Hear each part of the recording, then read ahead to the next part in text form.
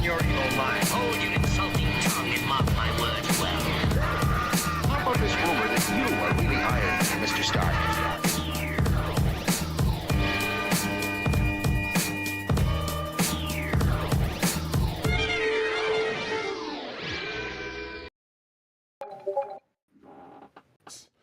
Hello and welcome to another exciting episode of the Comic Book Chronicles.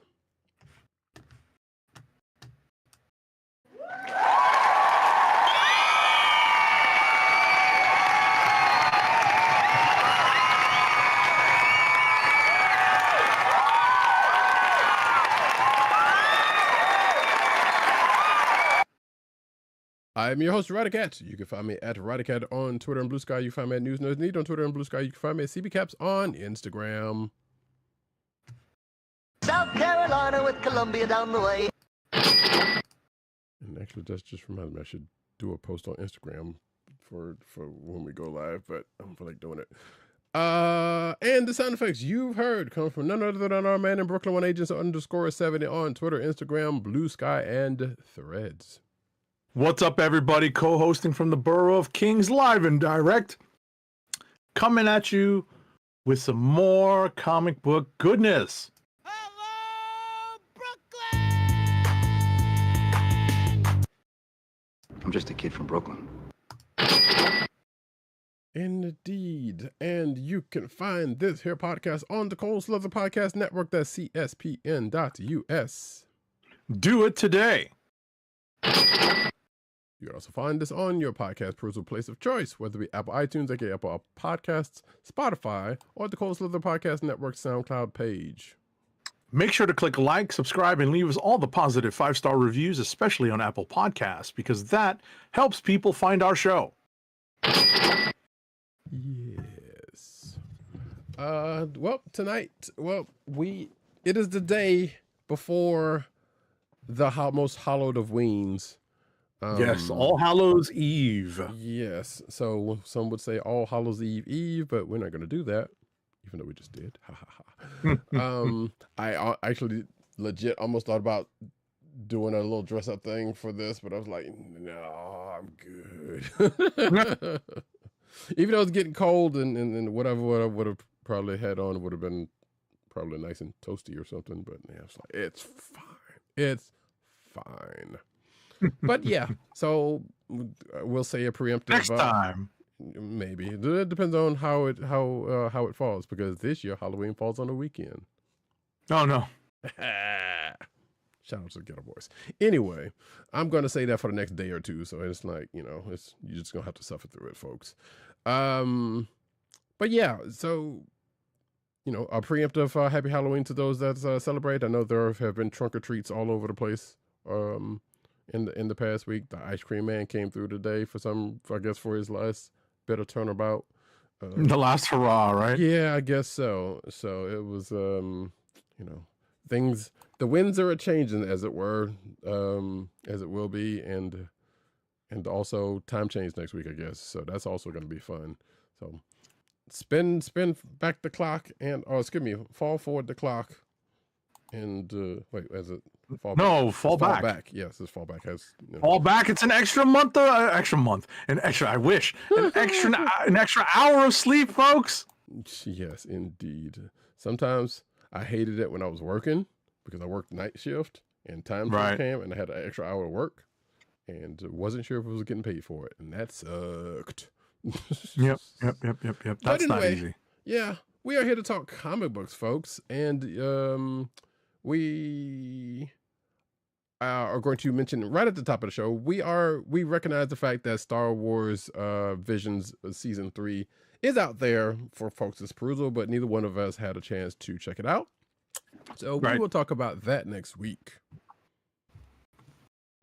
Just to kind of get that out of the way. So if you're wondering why we ain't talking about that right now, that's why. I would go ahead and say it's preemptively good, but you know what? So I'm not going to even do that because sometimes things will surprise you. I have no reason to believe otherwise, though. Absolutely. But what we are going to start with are the books of the week that we have in common.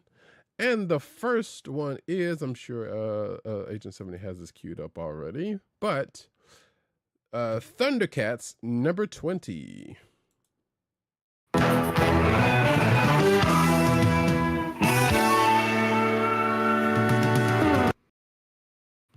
I'll throw in the other one too. ThunderCats! Ho!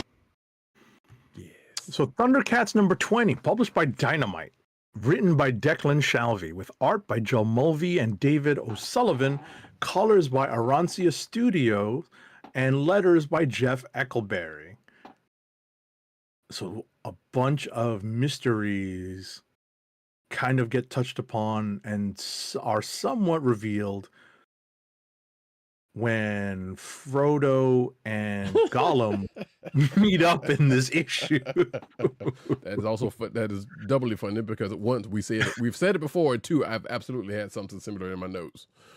So, you know, it was pretty stark. Like I think I just saw something on my social media feed of that showed Elijah Wood do a quickie guest appearance because he happened, quote unquote, to be in New Zealand with his family, and he said hello to a bunch of people getting married in Hobbiton, you know, on like a set of The Hobbit and or The Lord of the Rings, and the bride and groom were very pleasantly surprised. I hear he's a nice enough guy like that, so I'm not, so that doesn't surprise me that he did something like that. But that's cool.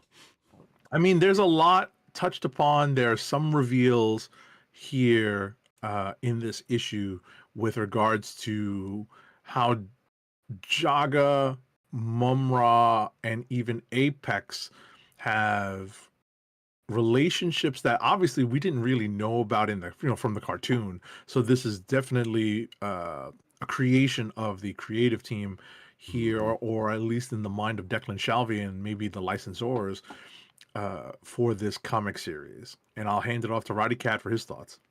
No, yeah, you're right, because I don't recall in either series. Well, I don't know, because there's parts of that 2011 series that I don't remember everything about.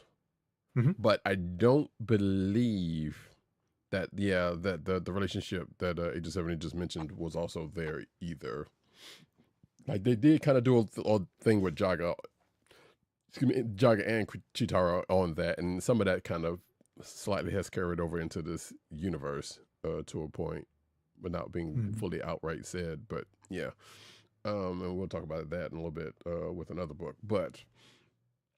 Yeah, so that love relationship is there. That's a twist, and as I just said, we do get a couple of answers to it, and still more questions, because while what happens in this book answers a good many things, or a decent number of things on that relationship, one that is, kind of familiar. Once you start seeing it, it's like, oh, okay, we see where this is going. But yeah, still leaves an opening for, especially for how one person could potentially get back to power, and that might have to do with the other person that was mentioned, that Agent 70 just mentioned, I suspect. And it's also weird because, like, even though I remember seeing the stuff play out, every time this gets brought up with them two, it's like, when did this happen? Like I said, I remember reading it, but it was like, okay, there was a lot going on around that time. So it was like, okay, sure, this is a thing. Go figure. But yeah. Some would say Jaga's got red in his ledger that we still apparently don't know anything about. Right. Snarf's come in because they still haven't really, while they have kind of sort of explained that, they never really explained that whole the magic thing and the doors situation. Right. We don't know if that's like a magical power or just something that they're naturally able to do. We'll see. Right.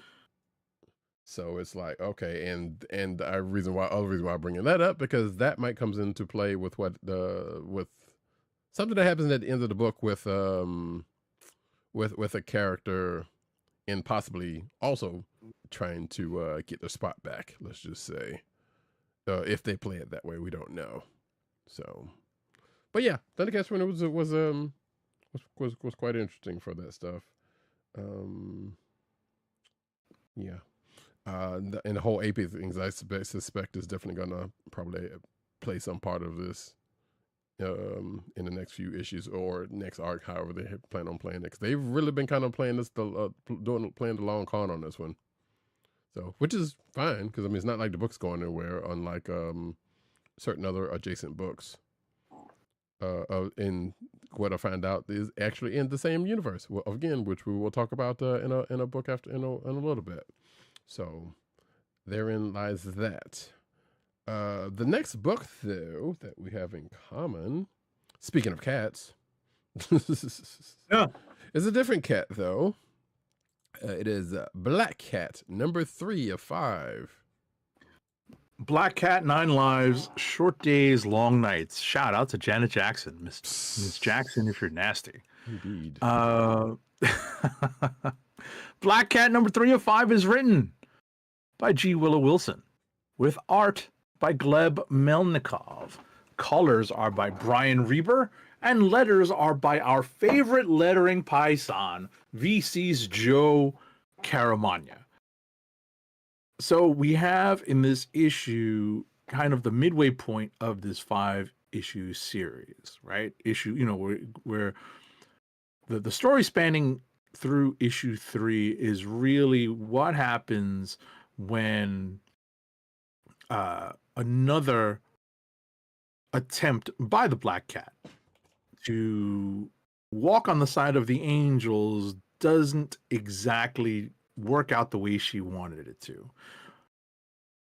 One person she speaks to, not her therapist, but speaks to the press, right? Because this is very much one of those kind of Spidey corner of the Marvel Universe tropes, where someone is going to speak to the press about the negative coverage that the hero, most of the times we're talking about Spidey, but in this case we're talking about Black Cat. We're talking about the negative press or negative attention she's getting, and that's a fun little sequence because it's it's just really well written.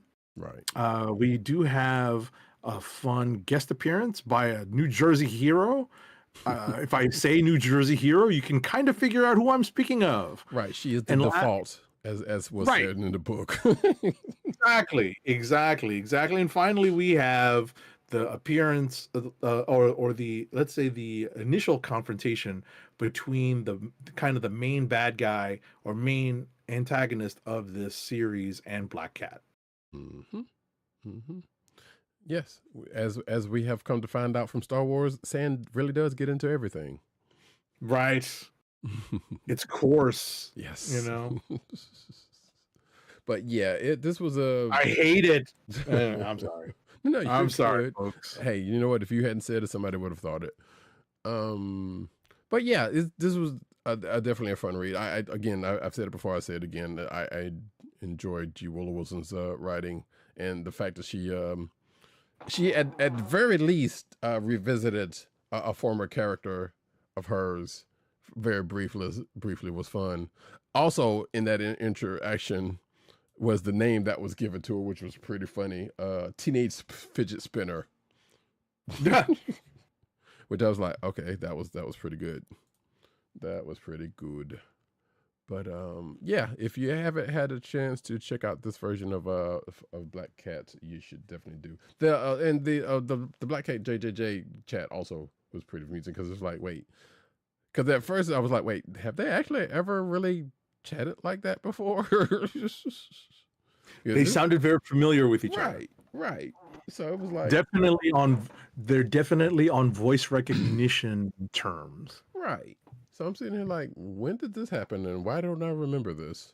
But, there's a lot of Spidey books or whatnot. Or it could have been another Black Cat book and I just don't remember. Who knows? I don't think so, though. But regardless, yeah, you should check it out if you hadn't had a chance to, because it's a good read. And the last book that we have in common, I know, which first of all, shout out to Von Gloom in the chat because I know he has words about this one. What's up, Von Gloom? Imperial number 4 of 4. Imperial number 4 of 4 is written by the master of the mumbo jumbo, Jonathan Hickman, with art by Iban Coelho and Federico Vicentini. Colors are by Federico Blee, and letters are by VC's Corey Petit. So, since we know that one of Hickman's major goals, one of his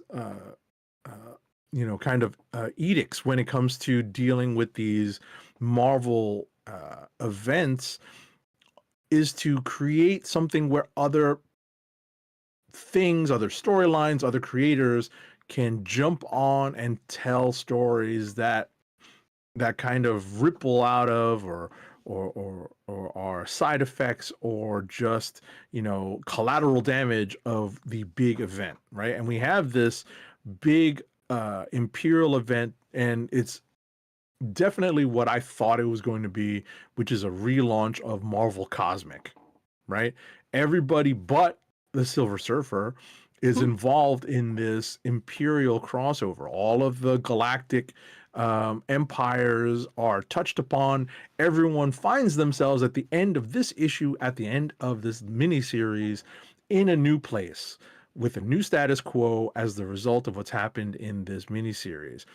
I'm kind of glad to see that the intergalactic planetary empire of Wakanda has its own kind of corner of the Marvel universe. We don't have I think we do have a book coming out of this, so at least there's something resembling a solo Black Panther book.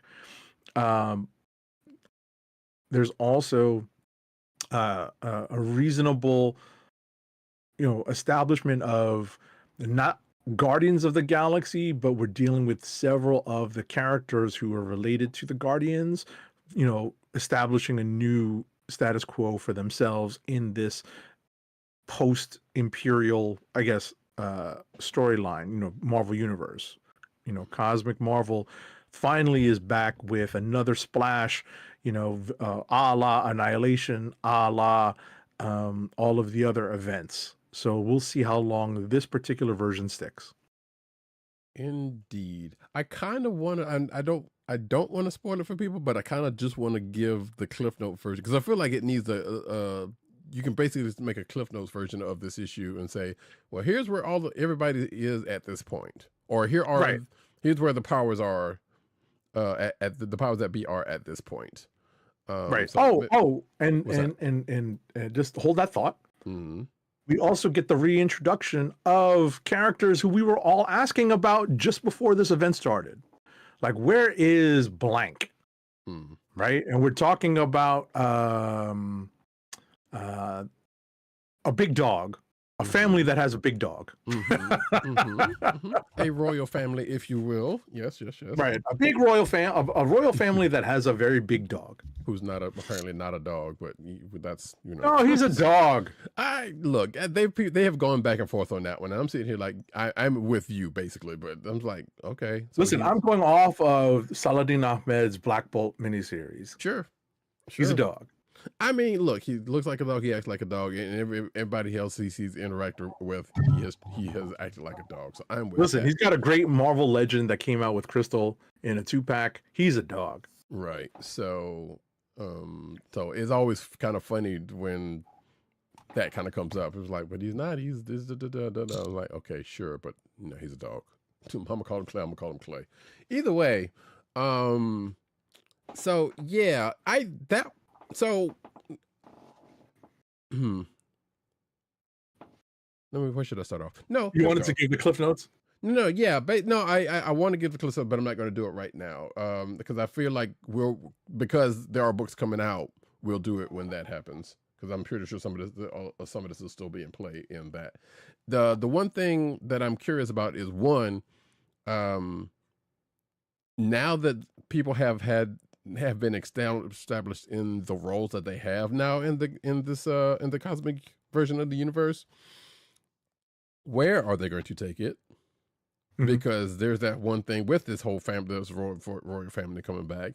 There's the radicalized police cop, the radicalized cop, who's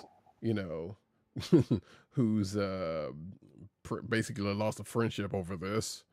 Right, he knows what's really happening, but nobody cares. Right, because people are like, well, you know what? This is just how shit goes out here. So, and a couple of people have kind of been put back in places where they kind of classically were. Right, because ultimately it's very much Game of Thronesy with people who come from, this whole Galactic Council democratic way of thinking, trying to, or at least, holding on to whatever slivers of hope they had in this, much more egalitarian or at least, democratic way of running things. Now we've reverted essentially to, these united kingdoms, right? Like I said, Game of Thrones, there's one king to rule them all. Right. So the newly re-statused family are still have a fight on their hands to kind of get their spot back. Right. The one thing, I guess, the couple of things have I had issues with this, and before I start reading, hold on to that thought. I'm sorry. I think I misspoke, because ultimately what's being run, how they're running it is more democratic, but each of the subgroups are much more like sub-kingdoms. Right. They basically made a union.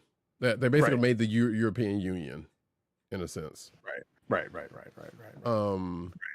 With the exception of a couple of groups that are not, for reasons, So the couple of things that I'm still, and yeah, of our gloom, I'll get to that in a second, actually. But yeah, I guess we got to look past that one, because the fact that there's a couple of Avengers or Avengers related folks who are still on Earth but are still out here doing this is still kind of a thing. But again, sliding timeline. Hello, Black Panther. Right. Yes, exactly. And that's a whole thing, but that is a whole other thing that comes out of this. Again, like I said, the restatus family, the whole situation is like, okay, so are we going to see a book from them? Or is somebody has plans? So, we know there's other books coming, but we don't know what. We know part of what they will be entailing coming out of this. Put it this way, but it's like there was a lot going on, and the art was really busy in this one. Kind of not, because it was like, holy hell. There's a lot of They're showing and implying a lot of action in just a few panels. Right. Like, there's big battles, but they're only happening within a few panels. Right. Over the course of a few panels. Right. And again, in all of those panels, there's a lot going on in the art. Not saying that the art is bad, but there's just a lot going on to where it gets a little bit too much for me. Right. It's a little condensed. We'll put it that way. At least from my perspective, I understand where Roddykat is going with this. In that the art really condenses the story and some of the action, which could have spanned several pages, often only took up one panel. I will go further. Could have spanned another issue or two, because right. Especially when because there's that whole thing with the Shi'ar, which it's like, all right, we get it. They all of that's what it is. They bounced. Right. They bounced, and I'm pretty sure some of that's going to get taken care of in Exiles. Fine. But given how the whole thing started, and the pieces that have been shifted around and moved, or whatever the case may be, to get to where they are, I was like, wow, yeah, we could have very well used a little bit more for each of these things. Which, again, some of it's going to be in these other books. But because this was only a 4-issue thing, and there was a lot in it, and even if you didn't read, the one shots and whatnot, one of which gets I think the tie-ins did a lot of the heavy lifting on this. Exactly. So, and that would be a problem if you just read these 4 issues. But we and some other people did not do that. I mean, did have Right, a read few some of them, the right? titles. Like we can only listen. We're human. We can only read a few of these in the time Exactly. that we have budgeted. So, I read a few here and there, but I think what we said still stands in that the heavy lifting for the overall story was done in the tie-ins. Mm-hmm. We got the meat and potatoes, like the really nitty-gritty stuff in the 4 issues of the miniseries. Right. And just to kind of reestablish or restate the point, the storytelling in the four issues of the miniseries, and especially the last one, it wasn't rushed. I felt it was condensed. I feel like that's the best way to characterize it. Sure, that's good enough. That being said, this will definitely work better as a trade, because I'm sure they will put the one shots in, at least the ones that have been out to this point right now. The stuff that's coming out in a little bit, that's probably going to be another whole nother situation. Right, depending upon how they release it, they'll likely release it in like a subsequent trade. Right, and they'll probably, if they do a big hardcover version, this and everything will be wrapped up into it, and that'll be fine, and we'll see what happens from there. That being the case, though, hey, some people like we I'm just gonna read from the chat real quick for this one, because this is Von, our friend of the show, Von Gloom's opinions of this. I can't say that I fully subscribe to it, but hey, well, first of all, let's go back. He said the Toxic Avenger, talk about the reference in Black Cat, which sure, but no. NJ's number one hero. Tomato, boo, boo, boo, tomato, tomato. That's what he's talking about with Imperial. Because I saw Von Gloom talking about this earlier today, whatever the case may be. But what's that? About his feelings about Imperial 4. Some of which he mentions here when I mentioned the Cliff Notes version, and I'm not going to repeat that because, like I said, I don't want to do that right now. But yes, everything you said about that stuff is the case, or seemingly, except for that whole accusers part, because the accusers part still, you're right, that part still stands, because they do have that whole questionable thing going on with that. But he also says Game of Thrones minus the excessive family loving, glaring at the inhuman royal family. Yes, hey, tis what it is, man. Tis what it is. I can't, but yes, so space is out there. If whatever happens in these next books that are coming out, we shall see if there's anything, if it continues to be anything interestingly important coming out of the space version of these books. We know at least one came back home, but that's also in reference to a book that is coming out. Also, the one weirder part about this issue, before we can move on, was the fact that spoiler alert, America Chavez pops in for one quick second, and I could have sworn she was still having issues with her powers.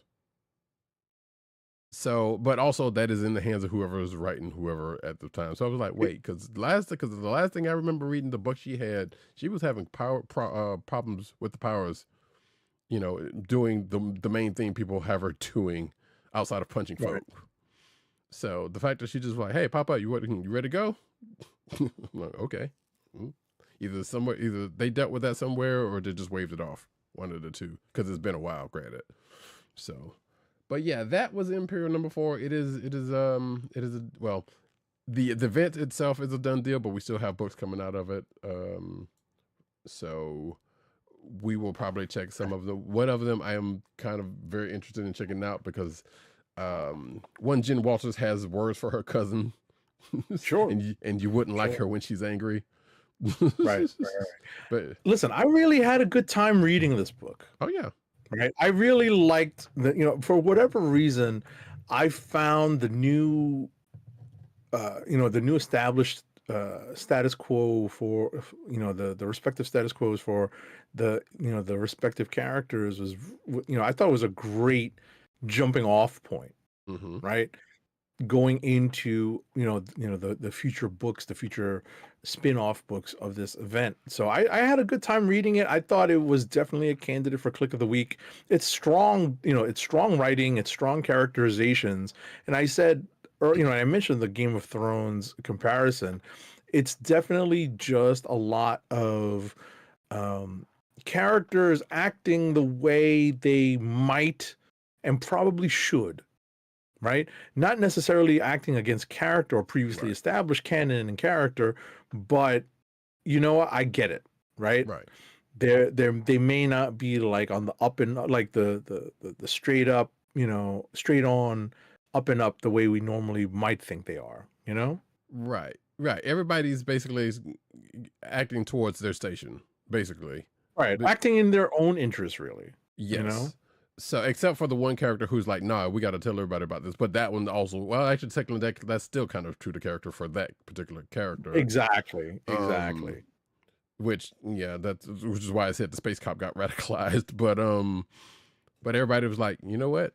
This is the way it is now because that's how things work. And like I said, the whole Shiara stuff, I feel like still could have used a little bit more to it. But again, I feel like Exiles is probably going to handle that. But it was just weird. It was like, okay, that was part of the crux of this, but also everything was kind of a ruse and a ruse and a ruse.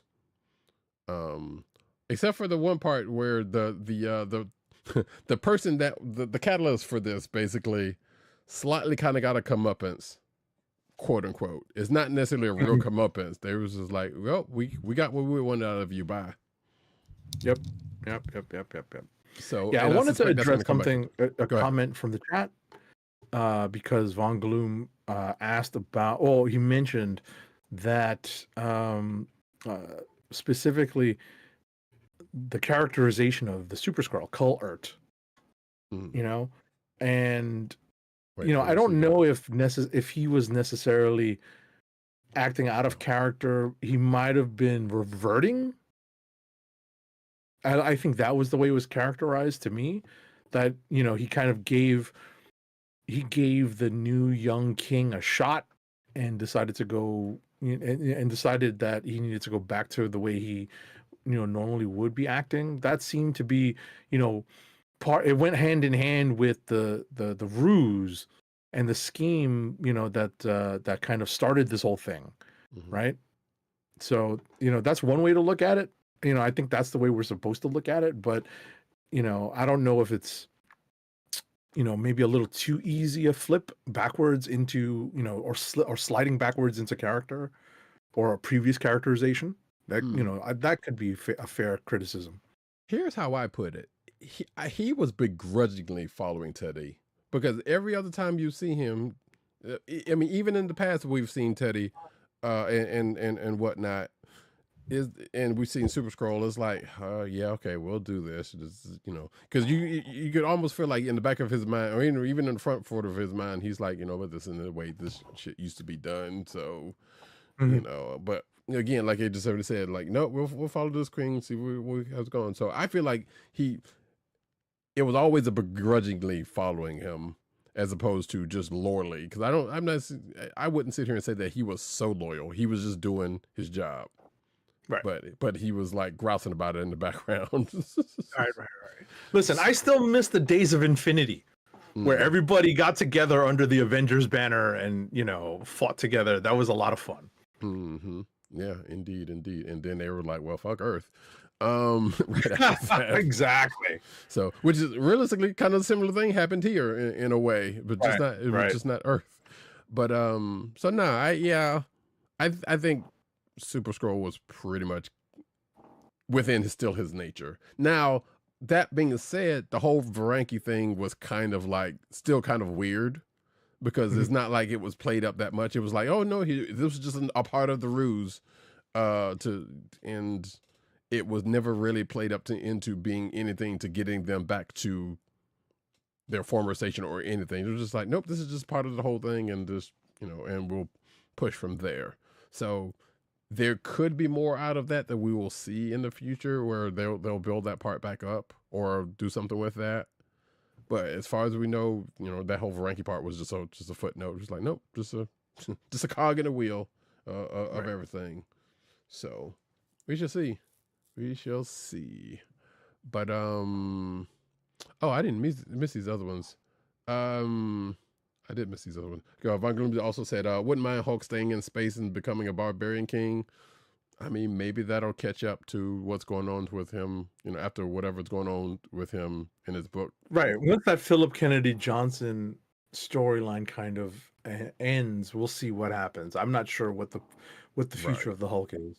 Right. The future of Braun though might be a facelift because he got mashed. But let's see. But Hickman, he dictates canon and asks no questions. Let other writers deal with lots of. Yeah, I mean, and that's kind of how he did with the Krakoan stuff also at a certain point, because he had his start and end, but he was just like, well, other people wanted to play. So, and I think that was supposed to be the case here.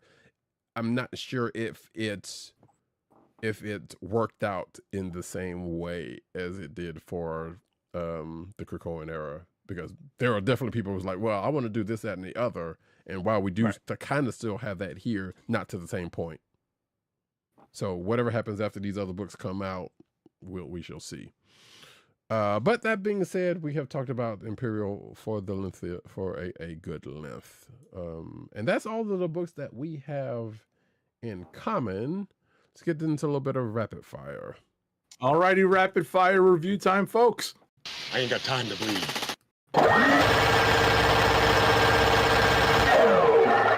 Alrighty, first up is Absolute Batman 2025 Annual Number 1. This is a one-shot. The first story is written and has art by Daniel Warren Johnson. Colors in the first story are by Mike Spicer. Letters are by Clayton Cowles. There is a second story with writing and art by James Harron. Colors are by Dave Stewart, and ink and letters are by Clayton Cowles. And a third story, a short story, basically just panels, is by Meredith McLaren. So I'm going to focus on the main story, which is by Daniel Warren Johnson, which focuses upon a story of Batman, the absolute version of Batman, dealing with, I guess, the rural outskirts of Gotham, right? There's some funny business going on in the rural outskirts of Gotham, which tend to mirror what's happening in some of the rural outskirts of the United States, right? Currently, right? So there's some allegory here. There are some real world parallels here that are drawn. And it's up to Batman to right some very bad potential wrongs and to deal with them in his own absolute way, as opposed to the very semi-professional, I mean, that's one way to look at it, semi-professional way that Bruce does things in the main DC universe, as opposed to the ultimate, or not ultimate. No, that's a it's a misstatement. That's not really a misstatement, right? It's the absolute universe. And ultimately, at least from my point of view, this is a candidate for Click of the Week, because the work by Daniel Warren Johnson is superb on this story.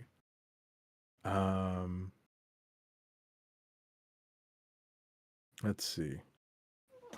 I don't think I see any comments from Von Gloom on that. I will. No, keep you do. It There is one. There is one on Absolute Batman. Mm-hmm. Not necessarily on. I see it. It's very telling how certain fans were angry about Absolute Bruce treating certain mouth breathers. Oh yeah. Inglorious Bastards. Yeah, that's a good one. Yeah. Well, but definitely. No, go ahead. No, I was just gonna wrap this up by saying that, yeah, definitely, you could see these particular mouth breathers drawing real world parallels. So drawn from real world parallels. So, and actually, speaking of it, that just reminded me of something that I forgot to mention about Imperial, because you mentioned that there was a kind of a real world parallel in Absolute Batman. There was also, I thought, at least, a real world parallel message that Shuri mentions during the course of Imperial coming out of it, and it was like, yeah, you could definitely see somebody. You can definitely see a real world parallel in that statement or in those statements that she made as well. Yes. Or in the Agreed. one particular statement specifically. Yes. So. Yes. I know what you were referring to. Mm-hmm. Anyway. Next up is all new Spider-Gwen, the Ghost Spider #3. It's written by Stephanie Phillips with art by Paolo Vianelli. Colors are by Matt Miller and letters are by VC's Ariana Marr. I'm always going to have a soft spot for the OG Spider-Gwen Ghost Spider costume design. But I can't lie, this new one is growing on me a little bit, right? Because there's a little bit more pink, there's a little bit more emphasis on the pink and the black spider design on the chest part of the costume. Marquez does a great homage cover and on the main cover for this issue. You could see it up on the screen right now. You know, there's a specific issue of Amazing Spider-Man with the McFarlane cover that he is homaging in this. And, you know, it's revealed that the entity that Gwen is battling is related back to something that she has dealt with throughout her various series. And I kind of will leave it at that. You know, there's some interesting, you know, they're kind of they're kind of creating this interesting triangle. It's not a love triangle, but it's definitely a relationship triangle between the former Black Tarantula, the current Black Tarantula, and Spider-Gwen, right? And you see, and if you read this book and you read the previous series, you'll understand how they are all interconnected. Let's see. Thor #3 is written by Al Ewing with art by Pasquale Ferry. That's a bad typo in my notes. Colors are by Matt Hollingsworth and letters are by VC's Joe Sabino. So yeah, Roddykat even asked me, you know, have they dropped the subtitle of Mortal Thor from this book? I don't think they have, because it's on the cover of the actual book, but I think in all of the listings, you know, in solicitations or whatnot, it's just known as Thor. But I'll tell you, this is probably the issue, more so than the first two, where you start to see the re-emergence of Thor because of what's happened over the course of the end of Immortal Thor and the beginning of this series. There is a break in, let's just say there's something broken about Thor, and things are slowly healing, slowly coming together, and it's just fun to see. And if you want to jump on and see how well Al Ewing is telling the story, now's the time, because we are 3 issues in before it gets really hectic, and I'm sure it's probably going to get a little crazy.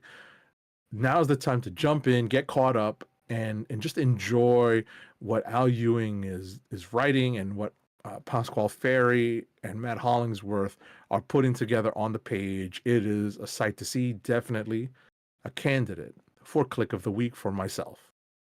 Last but not least for me is Death of the Silver Surfer #5. It's the last issue of this miniseries.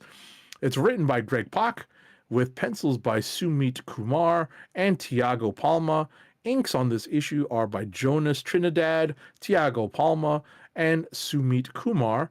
Colors are by Frank Darmada, and letters are by VC's Joe Sabino.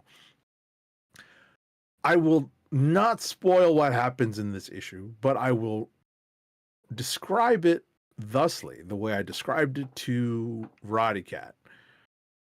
The title is not necessarily misleading.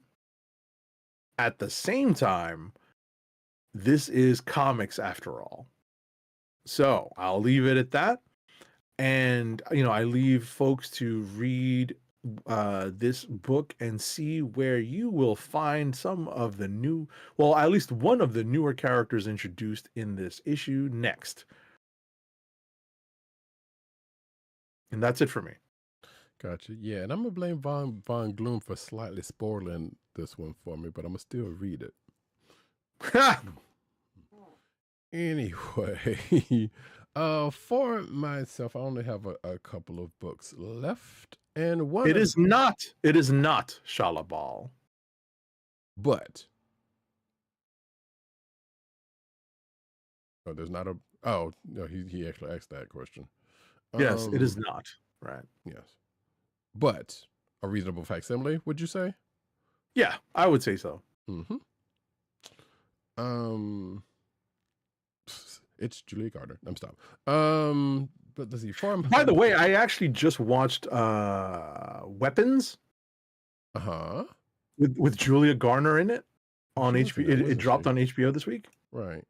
How it's good. I hear things about that. That's all I'll say. Yeah. It's good. Okay. I've heard mixed things about that also. I guess so that's another situation in itself. But for myself, I should probably do a little thing on here. I'm like, you said, you mentioned Julia Garner. I'm like, oh yeah. Mm-hmm. And I totally forgot she was even in that, honestly. So yes, the horror movie with the missing kids. That is correct. That is that one. Yeah. The one that has gotten a lot of buzz, positively and or negatively. So yeah, there's some funny. You can't help but laugh at the funny scenes of people doing the Naruto run. Oh Jesus! Now that part I did. That's the one thing I had not heard that happened. That's funny though. Yeah, it's the Naruto run, right? Where they run like with the arm back. Yeah. That's absolutely that. That's crazy. I mean, I haven't watched much of Naruto's. But yeah, I mean, it doesn't take much to get that part, so you're fine. But anyway, for myself, we are going to go into a little bit of this.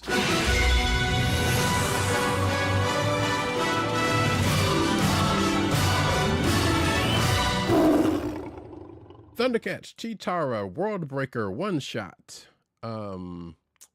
Written by Nate Crosby, who apparently had to edit himself on this one, I guess. Art by David Cousins.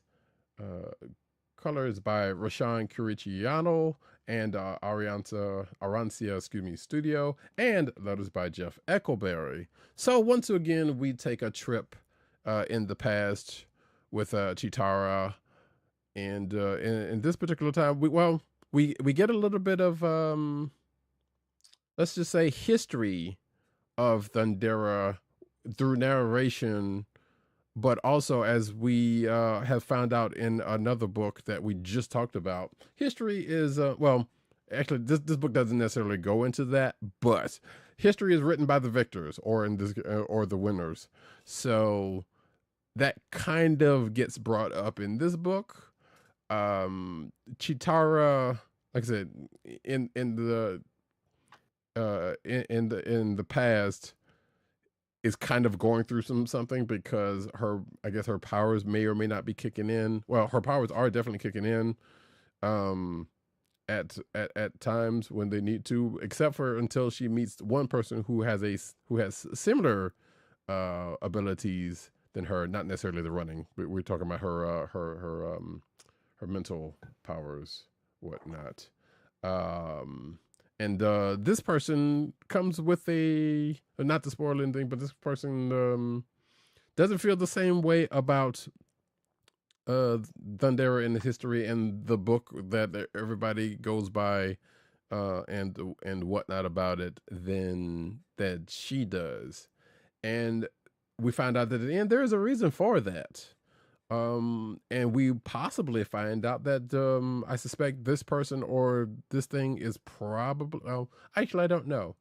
This is a one shot, but I feel like they would not have set this up and set up this new character that Cheetara meets if they weren't going to do something with them. So there's a good possibility that somehow, some way, we will see this person in the pages of ThunderCats proper at some point, much like what we saw with Apex. But I don't know, because like I said, this book is set in the past before Thunder blows up. And yes, I did say it that way for a reason. But we do see a couple of cameos from a couple other Thundercats, or at least one other Thundercat and Jaga, put it this way. I mean, technically Jaga is a Thundercat, but that still works out. Also, funny enough, there's a reference to Silverhawks in this issue by a certain planet that gets referenced by a character. So I do love that they did that. In whether we're going to actually see Thundercats in the Silverhawks crossover, even though Silverhawks might be possibly leaving us next issue. It's nice that they kept those seeds there, in this particular universe. So that being said, the writer is a liar. We get that all through this book, and you don't know necessarily who the person is talking and who and why the person is saying that until you get to the end of this book. You'll understand you will possibly understand why they feel the way they do because of the revelation at the end of this book. And again, probably something that's going to pop up in the pages of ThunderCats proper at some point, I suspect. Next and last book for me is Teenage Mutant Ninja Turtles Annual 2025. Turtle Power. There you go. Written by Kidney Porter, art by Michael Schiffer, additional inks by Maria Keene, colors by Rhonda Patterson, and letters by Darren Robinson. So this particular annual takes place after the events of issue 12, which we just talked about last week, which good thing it didn't get pushed or anything, because that would have been kind of slightly confusing.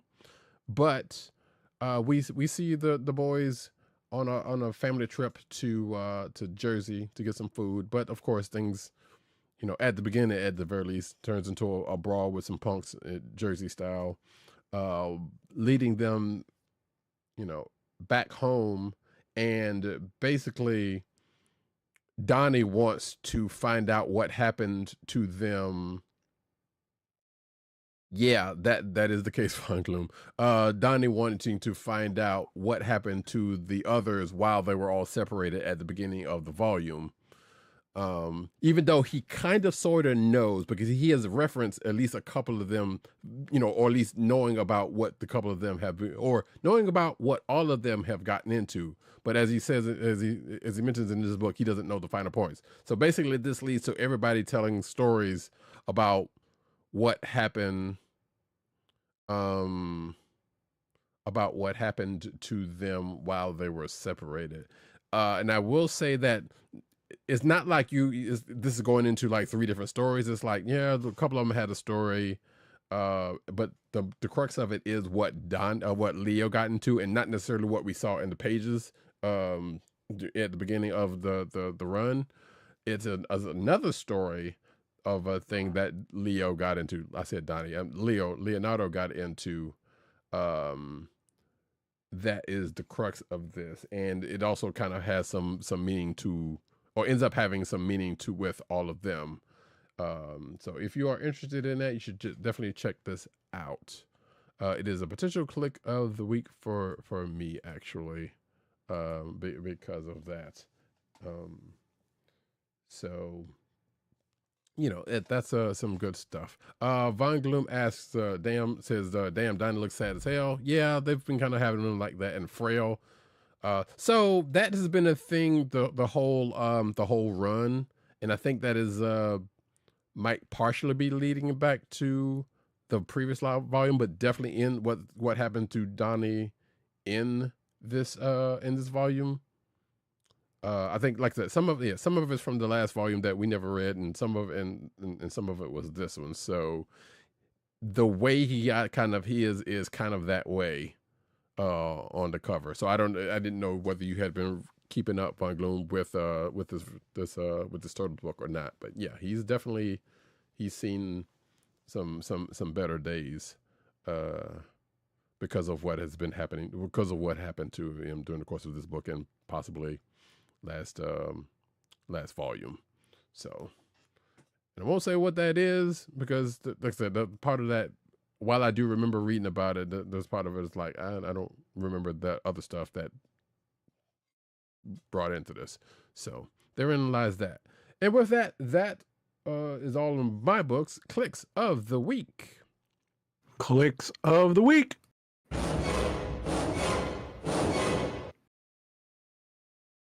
I'm going to have a hard time choosing. There were a bunch of really good reads on my list this week. Well, I can go ahead and say a couple of my potentials at the very least. Teenage Mutant Ninja Turtles Annual 2025 was definitely one of them.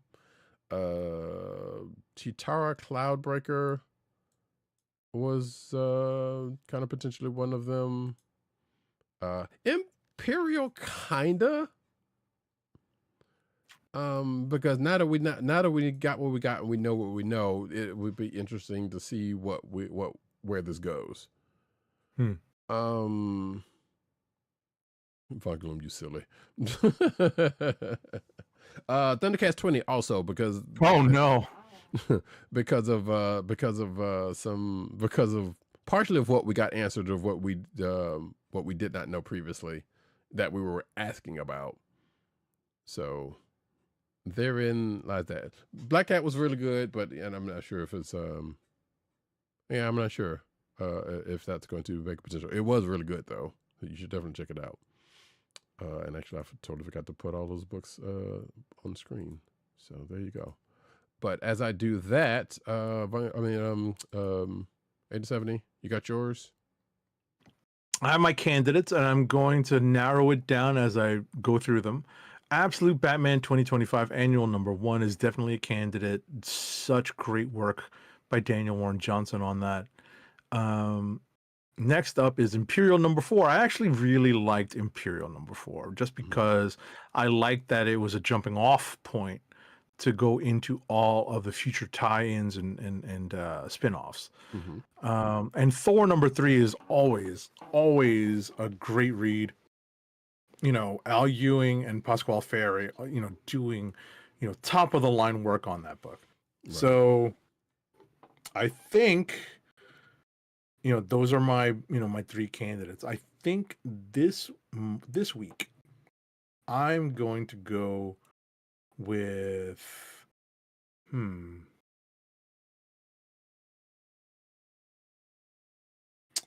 I'm really enjoying these books, man. Seriously. And shout out to Black Cat #3 of 5. Indeed. G. Willow Wilson doing some really strong work. And Gleb Melnikov, I think one of the biggest selling points of his work on that series is the facial work, the facial expressions. Really strong, facial expression acting in that series. Right. That was splash page from issue 1. Right?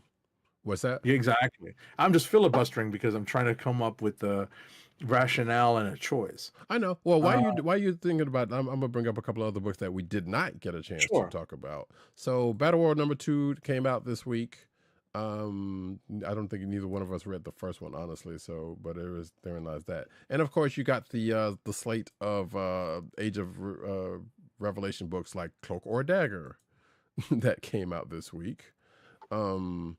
Dick Tracy Halloween special if you're interested in that, but Expatriate X-Men is the other new one from Age of Revelations. What was the other one? Runaways 5 came out. That is not tied to that, but just saying that just can't, but that is come out. The Emma Frost book came out also. Where is that other book? I was gonna say I think the Gail Simone book came out. X Avengers number 1 came out. Is that the one? I don't think so. Maybe I'm misspeaking. Maybe I'm misstating. Okay, I'm not sure. But yeah, therein lies that there's Supernatural #1 also came out. That's that. But if you're a fan of Supernatural, I guess you probably already knew about that.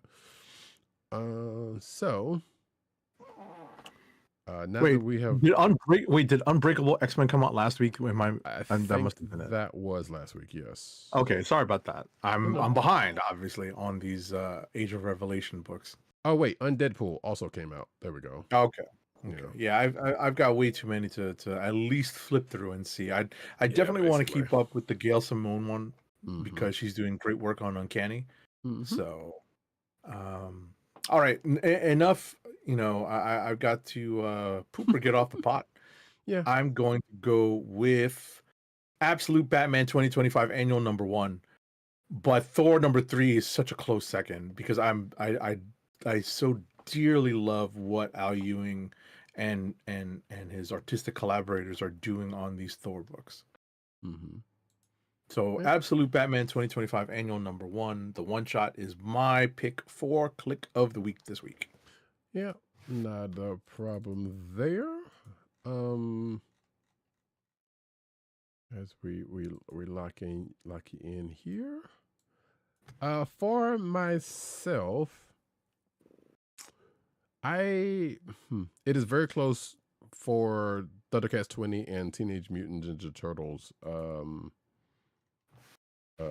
Annual 2025 for me. So, I mean, there's also Toxic Team Up #3, but who's Imperial also. I mean, yeah, like I said, for what Imperial did in setting up that stage, like it did what it was supposed to do. So I can't really knock it. It's just that the art kind of was a little busy for me. I'm not saying it wasn't good art, because it was, but it was just a little busy for me.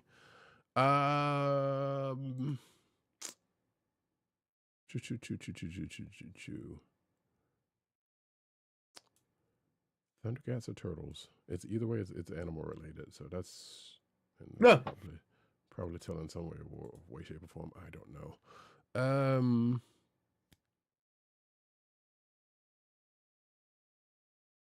Yeah, we'll keep it with the Turtles. Like I ThunderCats 20, like I said, kind of answered some stuff, and I appreciate that. I want to see what they're gonna, if the information that we got from ThunderCats 20 is going to come out, and it probably will. But just to see what that has to do, what that deals with going forward, I should suppose.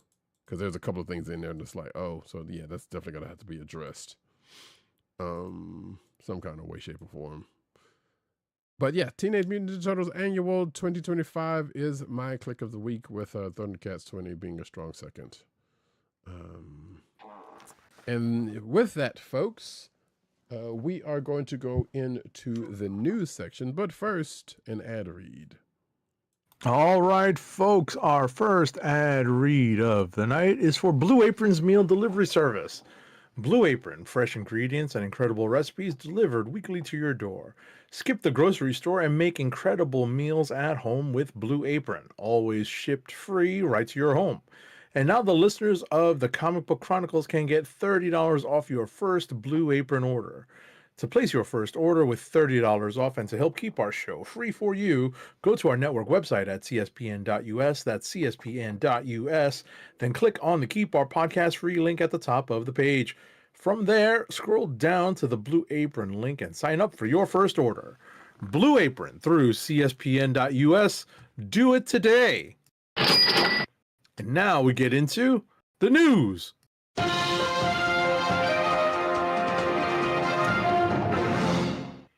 Cinematic news is what we do about this time. I usually try to confirm a couple of this stuff before I use certain sites, but we're going to run with this one. HBO Max removes DC Studios label on Batman the Animated Series. So apparently, according to this article, early in October, HBO Max gave the Batman TAS the DC Studios logo. I'm assuming the current logo, studio logo, but now it's taking the label off the show. So what does this mean? Probably nothing. But yeah, I guess that's the thing that has actually happened. The only other reason why I put this in here, because one, Batman the Animated Series, as most folks know, is a great show. And worth. It's at least for now, it remains to me the best depiction of Batman in media, right? Barring movies, barring animated shows, not even barring, including movies, including animated shows, including television shows. It's to me the best representation of Batman in media. I don't think you're going to get too much dispute on that one. There's some people who really love the Batman, but even those people have to kind of concede. And I'm sure there's a couple of people for Batman Cape Crusader, which is also really good. But this is the GOAT here, so right. Also makes me, every time I see it makes me want to go back and revisit. And I probably still am going to do that. Revisit Superman animated series. Because I'm sure there's some things that's been slept on there. But yeah, so that's the thing that seems to happen. I haven't checked this out for myself. But if that is a thing, I assume it happened for a reason that we don't know about. And I don't think this article really has a reasoning for it, because it's just speculation. So, and Reddit posting. Von Gloom says that last animated series on Prime was unhinged. That Batman was a bit much. Yeah, hey, it was a good version that kind of, it did things that like it kept kind of the feel of TAS, but also kind of did its own thing. Put it that way. And that's what was so good about it, I thought. Anyway.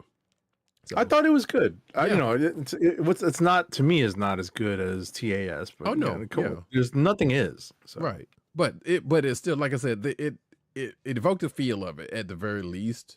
Right. And like I said, and it was you could very well say it's another Elseworlds version of Batman, because of the depictions and things they did with the other character or with characters. So it did a thing and did its thing pretty well. I'm looking to see what that second season is going to look like.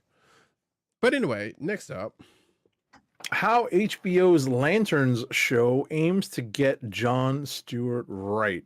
So the next phase of James Gunn and Peter Safran's take on the DC universe is the series show run by Chris Mundy and starring Aaron Pierre as Jon Stewart. In a new profile of the actor in Men's Health, Mundy and Pierre spoke about the show, with Mundy explaining that their take on the Green Lantern's heroic mantle is as much of a buddy cop show as a superhero show. Makes sense, where we're talking about centering the story upon seasoned Hal Jordan, played by Kyle Chandler, that is, Kyle Rayner, and on the rise, Jon Stewart, played by Aaron Pierre. Lanterns will explore their dueling schools of thought when it comes to superhero legacies. Yeah, I'm curious as to how the show is going to go. Very much. So we'll see whenever that happens. Next up. James Gunn shares exciting Man of Tomorrow update as DCU's next Superman adventure takes shape. He went on Threads and posted a photo showing storyboard cards for Man of Tomorrow. So that's pretty much all that is. Just keeping fire under that, as it were. So there's nothing real groundbreaking. Just that. I guess someone apparently asked if each card that he was showing in the stack represented a single shot. He was like, no, some shots take up more than one card because of movement in the shot. It's a small but telling detail that shows how deep the planning Gunn and his team really are, or you can call it people dipping their nose in the brown. Next up. It looks like DC Studios will be safe if Paramount does end up buying Warner Brothers, as the Paramount boss says he'll keep James Gunn and Peter Safran on as DC's co-CEOs. If the merger goes through, Paramount CEO and controlling shareholder David Ellison wants to keep the creative teams of both Paramount and Warner Brothers and all it owns, including DC Studios, as reported by Bloomberg. Ellison is the founder of Skydance Media, which merged with Paramount in August. Yeah. Also, We'll see what ends up happening. Yeah. Also, there was some rubbing going on over there on your side or on the. Oh yeah, that was me. Yeah. So That was me. I was just messing. I was just messing with the arm of my pop filter. yeah, it's coming through. So Sorry about that. it's all right. Arrowverse creators comic series to become Apple TV's next big movie, apparently. So Apple TV is set to adapt Mark Guggenheim's comic series Last Flight Out into a movie. The upcoming adaptation, based on the acclaimed Dark Horse graphic novel, marks a major collaboration between Apple and Chernin's Entertainment, with Extraction director Sam Hargrave reportedly in talks to lead the project. Anticipation for this one is already growing, according to this article. So I don't know anything about that book or what's or not. So good on them, I guess. Every other thing is being adapted nowadays, so why be surprised by that? Next up, Marvel Studios announced Avengers Doomsday at San Diego Comic-Con last year, with Robert Downey Jr. set to make his MCU return as the villainous Doctor Doom. So the next Avengers movie was previously titled The Kang Dynasty and was shaping up to be a very different film prior to Kang actor Jonathan Majors' firing. Now, co-writer Michael Waldron, who also worked on the Doomsday script, that is, has shared details on an intriguing scenario he pitched to Marvel along with co-writer Jeff Loveness. Waldron and Loveness wanted the Young Avengers to defeat Kang, kind of. After the team took the villain down, they were going to discover that he was actually an inexperienced variant of the all-powerful Conqueror. so Iron Lad, basically. What's that? So probably Iron Lad, basically. Right. It was what I was going to say. It's a play on the Young Avengers story, the main Young Avengers story. Right. Oh, he was Kang. And I guess we may or may not see that. Well, no, excuse me, we're not going to see that. But I don't know. Maybe they'll rejigger some stuff in a way if they're still trying to do Young Avengers. Jeremy Renner responds to why Marvel fired Jonathan Majors and not him. Renner made an appearance apparently on The Breakfast Club and discussed allegations against him and Majors. When Charlemagne Descartes asked why Marvel decided to stick with him and quote unquote discard Majors, Renner replied, "I don't know. I don't know enough about Jonathan and his situation to know. Excuse me. I know they had big plans for that character, that's for sure. Whatever transpired, that sucks. I think due diligence really has to be played out, so I don't know enough information to know." That's, yeah. No comment. Excuse me. Next up, though. Oh, okay. So now I'm reading what Renner, whatever controversy he was dealing with. I didn't know about that. Mm-hmm. Okay. Next up, Hawkeye Season 2 update given by Jeremy Renner. Let's see. Speaking to the playlist during a recent appearance on their binge-worthy podcast, Renner opened up about a second season of Hawkeye.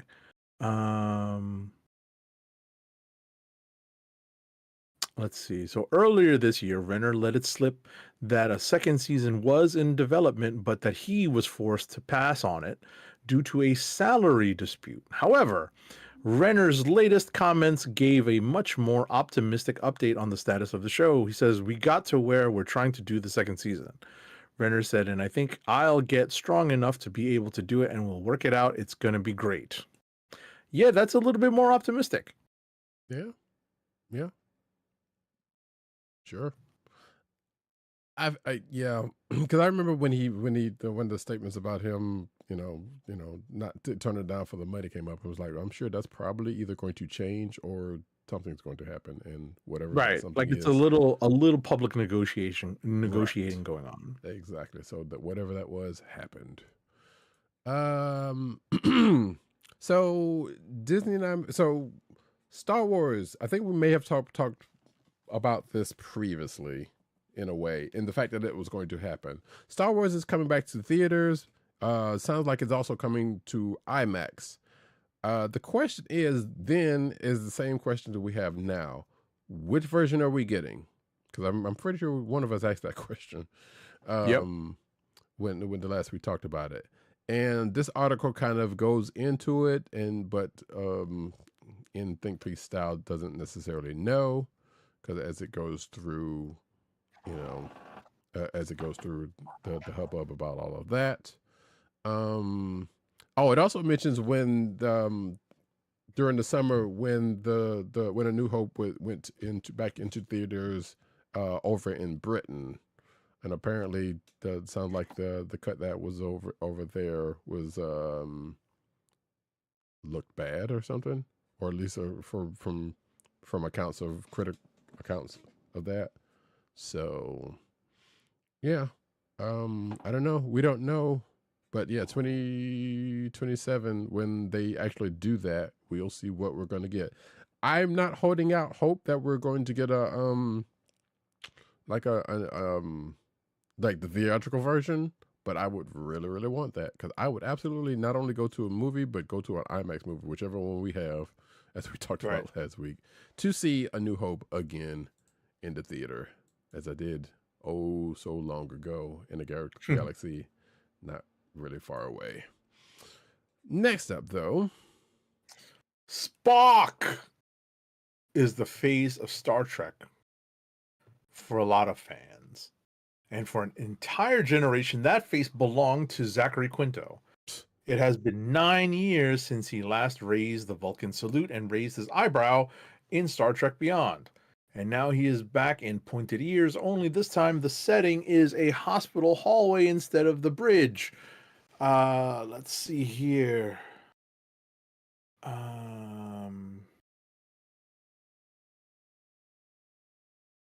So Quinto suited up as Spock again for an episode of his series Brilliant Minds. So this is a Halloween episode of the show that's airing, within the next few days, if not already. And it shows Quinto's Dr. Oliver Wolf showing up to the hospital's party dressed as Spock. He is joined by Tamberla Perry as Dr. Carol Pierce, who is fully in Uhura mode, which means the pair will roll into the festivities as a matching Starfleet duo. Okay. Indeed. Uh-oh. What did I just do? Yeah, that's fun. You love to see a little bit of crossover, yeah. Yeah, you love it. I have not seen. Actually, I've probably seen like 5 minutes of that show he's on, but I don't know. But that's cool. Who are thicker? You Oh my goodness! You're so silly, Punk. But yes, indeed. Next up, though, sad news. June Lockhart of Lost in Space and Lassie fame, amongst many, many, many other things, which I come to find out recently, the last role she did was that last Lost in Space that was on Netflix, weirdly enough. But she has passed away at the age of 100. She passed away, let's see, Thursday, October 23rd, in the evening. Cause of death was natural causes. I mean, she was 100, come on. And her family was by her side when she passed away. So, that's good. She has, from what I saw, she has a lot of credits under her belt and has lived a life. So, rest in peace. Next up. It's been rumored for months, and now it has become reality. Disney Plus will be exiting the TARDIS and will no longer be involved with Doctor Who after partnering on 2 seasons with the BBC, plus an upcoming spin-off titled The War Between the Land and the Sea. The BBC just confirmed that the show will continue and will return with a Christmas special in 2026 penned by showrunner Russell T Davies. Details of future seasons will be announced in due course, along with more information on an animation for preschool children. BBC drama director Lindsay Salt thanked Disney for being terrific global partners and collaborators over the past 2 seasons and for the upcoming The War Between the Land and the Sea. This is all being reported by Deadline. Mm-hmm. Yeah. Basically, the BBC remains fully committed to Doctor Who. Right. The Disney Plus thing was weird anyway. I mean, granted, it gave them on a more global platform, but I mean, it's not like BBC's not nowhere. I know that's bad English, but still, y'all know what I'm talking about. So the fact that the partnership happened was good on a couple of different reasons, but I guess Disney Plus was like, you know what, this ain't doing numbers for us like we wanted. So, sad, but I guess it is what it is. Von Gloom says, 100, she outlived Betty White. That's rare. Talking about June Lockhart. And yeah, I guess that is true, huh? Iconic sci-fi movie gets reboot from Deadpool and Wolverine writer. So this is for that Buck Rogers, long gestating Buck Rogers movie they've been trying to get off the ground. And it looks as though Zeb Wells, well, according to this article and the Wrap, Zeb Wells has been tapped to write the latest draft of the legendary Buck Rogers reboot. And you know, we know who. Well, most people, some people know who Zeb Wells is at this point, whether it's in the MCU or just from comic stuff. So, I don't know. I'm actually kind of surprised there's not a Buck Rogers comic book out right now. But at the same time, given the number of licenses that are coming back out with books, but yeah, sure, that's the thing. That's probably going to be the case. Vine Gloom says, I'm so behind on Doctor Who. I kind of am, or at least the newer seasons. I am also. On Vine Gloom also asks, when will we get Duck Dodgers? You know what? The way Warner Brothers is going, that was probably something that got scrapped as well. and Von Gloom also says Love and Thunder ew, as Zeb Wells was an uncredited writer on that movie. Yes. Next up, though. As The Boys prepares to air its 5th and final season in 2026, fans will finally get the answer to one of the show's biggest mysteries. Per Games Radar, Carl Urban talked about how the new season of The Boys will reveal the origin of Billy Butcher's forehead scar while appearing at MCM Comic-Con in London. Okay. I didn't know that was a big thing. That was a thing, right? Right. Okay. I guess if you're watching the video version, you can see said character with said scar on screen right now. So sure. Okay. Actually, take this next one, please. All right. Give me 1 second.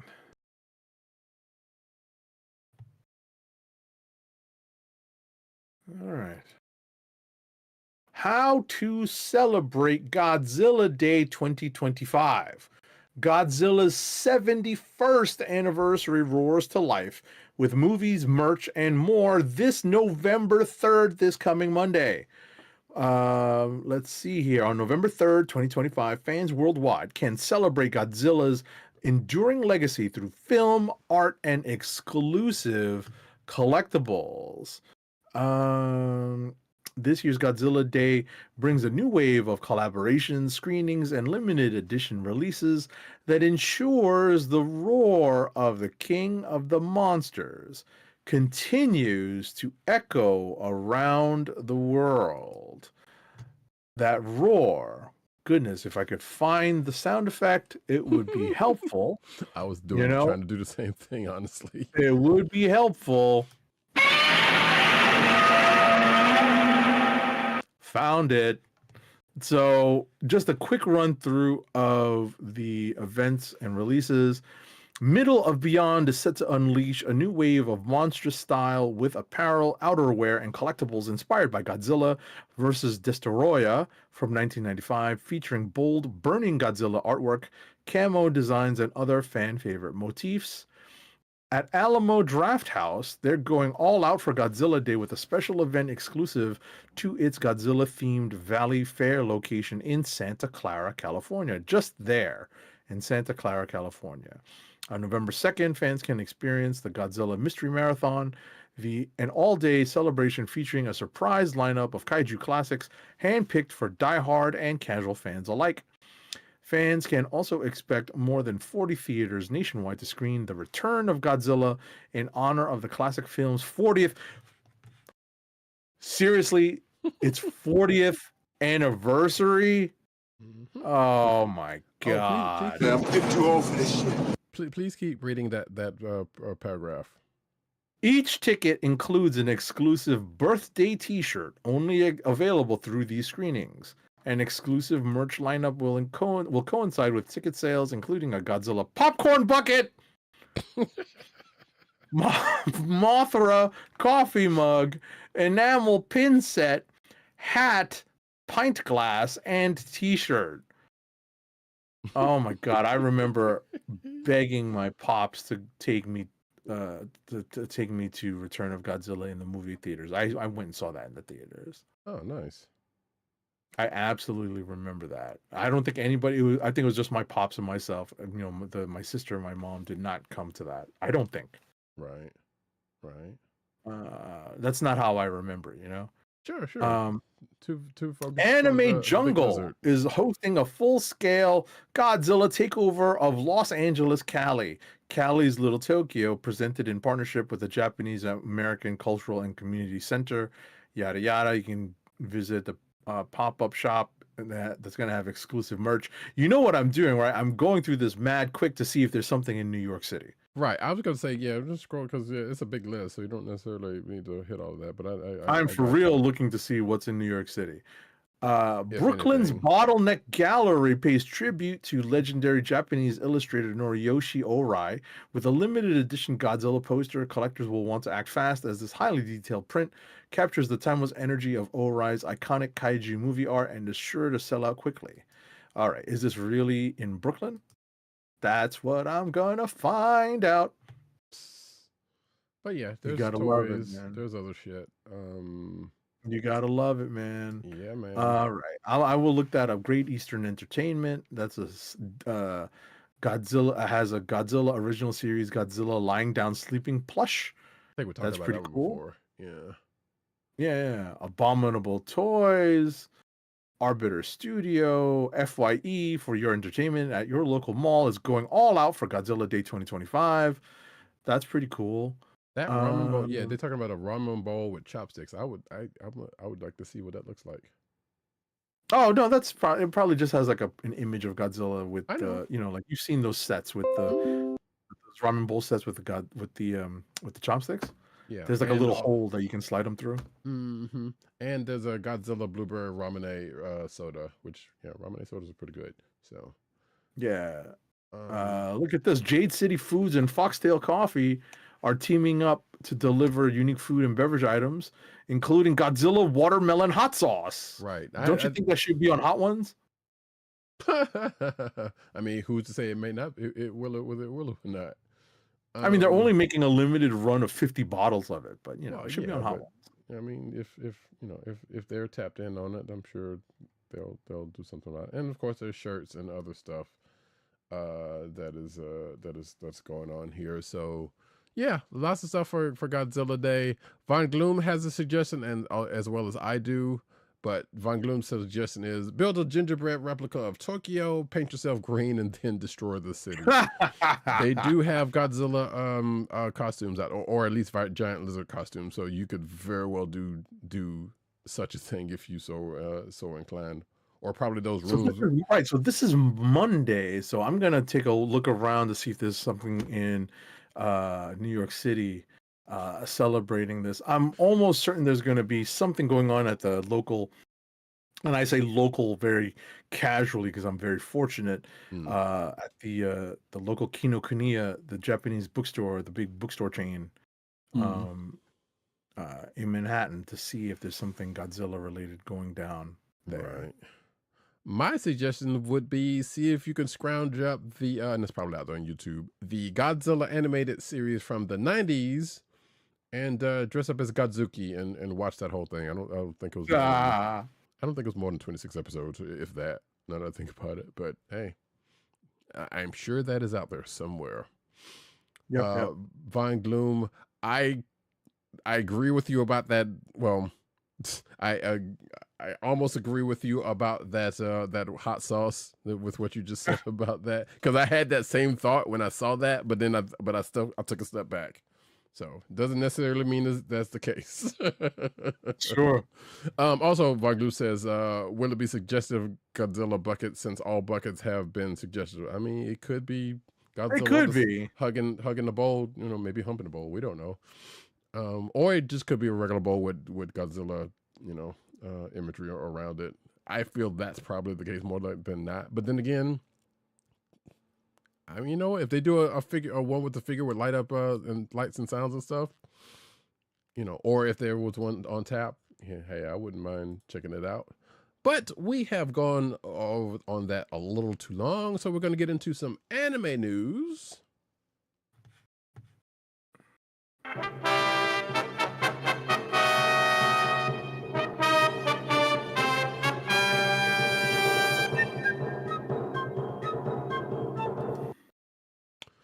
One Piece gets season 2 release date at Netflix.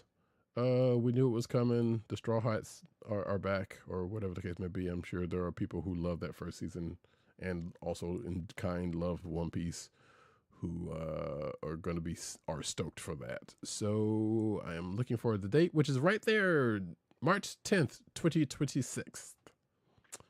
Apparently, the streamer also released a few first look photos of Drum Island, which you can see above and below. I'll take your word for that. There you go, and there you go, and there you go. So yeah, have at it for you folks. Next up, As Spy Family Season 3 picks up where we left off with Operation Strix, the anime's official Twitter account preempted the broadcast of episode 41 with a brand new episode visual depicting a day in the life of the Forger family. Yukiko Imai, who was a storyboard artist and episode director on the first 2 seasons of Spy Family, takes over as director for season 3 as both Wit Studio and Cloverworks. At both Wit Studio and Cloverworks. Okay. There you go. There you go. yeah, the Forger family continues on the ooting. Next up, Chainsaw Man, the movie Reze arc jumps to 100 mil at worldwide box office. Nice. Have you gone to see it yet? No, I haven't. Oh. Yeah. Listen, there are only so many Screen X theaters around. Just go see it. I mean, I would. That wasn't a thing because I knew there weren't any around here. We already established that last week. But Right. yeah, like just a matter of having the time and the time to go. Basically, we'll leave it at that. So yeah, Sure. 7.17 billion yen, which is 46.89 million in Japan's, and 4.69 million as of. As the film enters its second month with 4.69 million tickets sold, it is currently the 4th highest grossing film of the year in Japan. And of course, we had opening weekend last week here in the States with 17.25 mils. So yeah. They made money. Go figure. We knew this was going to happen. And I'm hearing good things online as well as what Agent 70 has already told me about it. So. Right. I mean, I don't think it's going to make Demon Slayer money, Yeah. but I think it's going to be a good showing. It'll definitely make its money back. That's for certain. Right. But next up, To commemorate the 20th anniversary of the TV anime Eureka 7, the Eureka 7 20th anniversary exhibition is scheduled to be held at the Yurakucho Marui shopping facility from December 12th, 2025 to January 4th, 2026. The exhibition's official website and Twitter opened today, releasing a key visual featuring the 4 main characters. Okay. I remember watching Eureka 7 on either Sci-Fi Channel or G4 Tech TV, one of those two. Either way. Yes, Von Gloom, 20th. We're getting old, partner. And I don't think I've watched the other one. But yeah, tickets go on sale on the 31st, as Agent 7 probably just said. But which is tomorrow as of actually, yeah, which is in a couple of minutes. Oh, I did not. Right, I was going to say I did not talk about when those tickets going on sale. Okay, not a problem. But they're in Not a problem. Japan.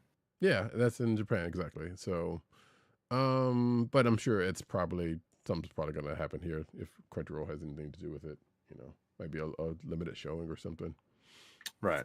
But yeah, let's see. It's scheduled to be. Oh well, actually, excuse me. No, I'll take that away. That might not be the correct. But yeah, from December 12th to January 4th, they did say that. So, Right. But yeah, Well, Crunchyroll now is currently streaming Eureka 7 AO and Right. Eureka 7 High Evolution. Okay. right. Which I think are I want to say both of those are the sequels to the original. I don't remember.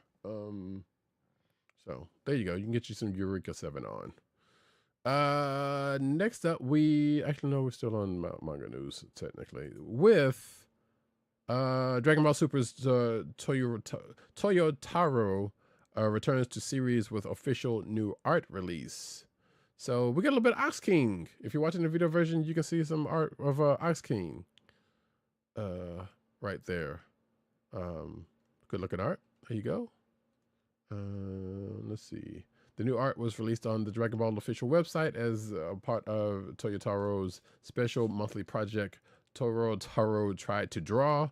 The series, which reportedly began in December 2017, highlights characters who have not yet properly appeared in the Dragon Ball Super series for the month of October. Is it Drawtober or is that next month? Say again? Is it Drawtober or is it that next month? Inktober. Inktober is next month? Okay. Or is it Inktober this month? Excuse me. Yeah, it's just ending. Yeah. Okay, sir. Because I just remember it. Yeah. Anyway, for the month of October, Torotaro, there's a typo there, chose to draw the Ox King.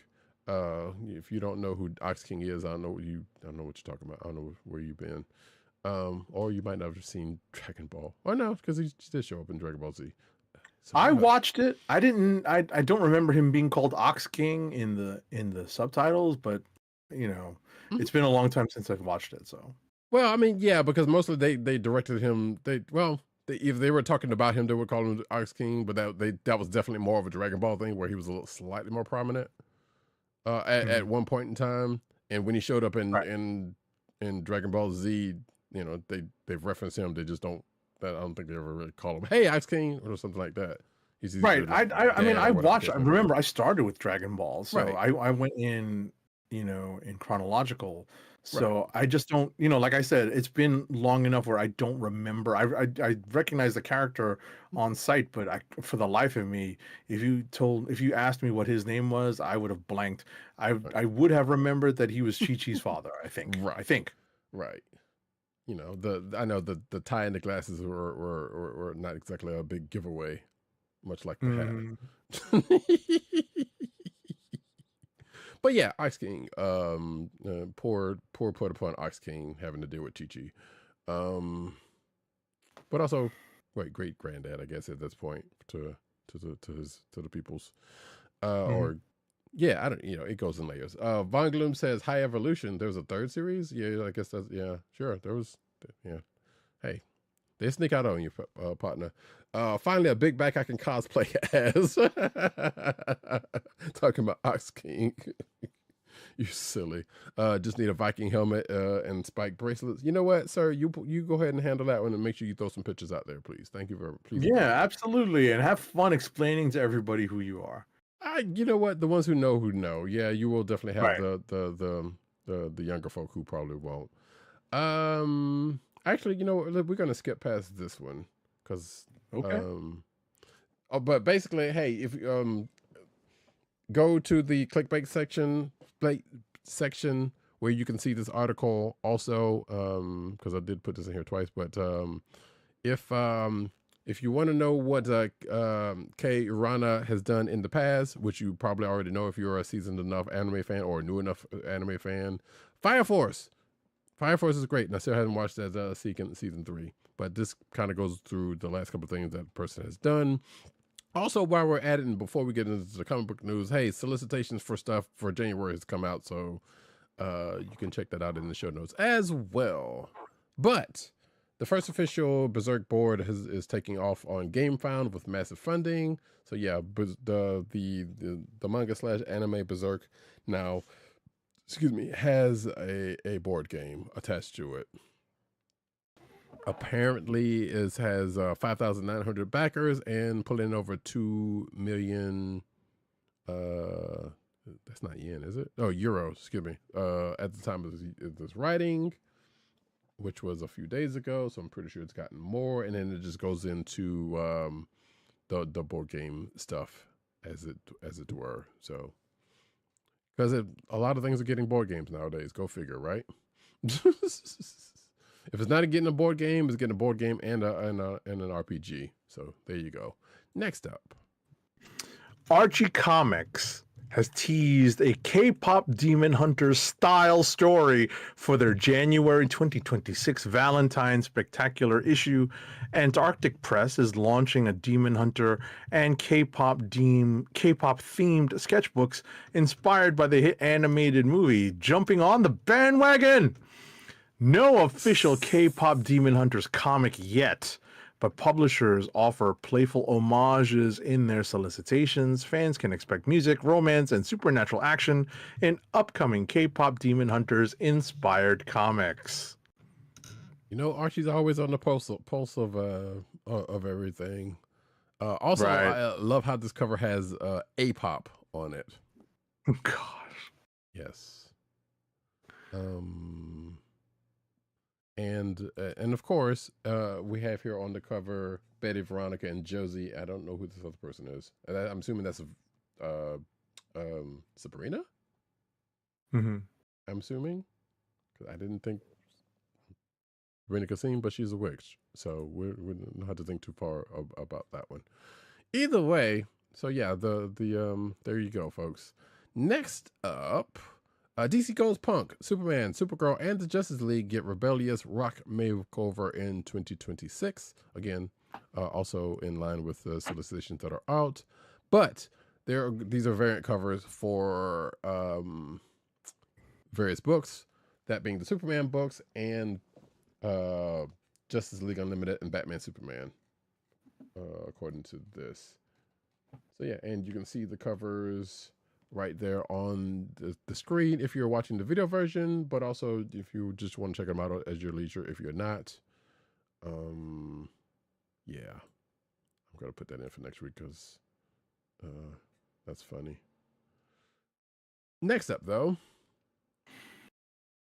So apparently DC Comics has canceled Brian Michael Bendis's Batman deluxe hardcover for February. So as Marvel is ramping up Brian Bendis reprints with 3 omnibuses next month, DC has canceled their Brian Bendis Batman deluxe hardcover for February. Gotta love it. Yeah, and apparently Bendis is coming back to Marvel, so they are basically threatening us at this point. Let me stop. That's I mean, I'm halfway joking, but I'm halfway not joking. Right. So yeah, okay. Next up, though, DC just made Lois Lane a bigger part of Superman's origin.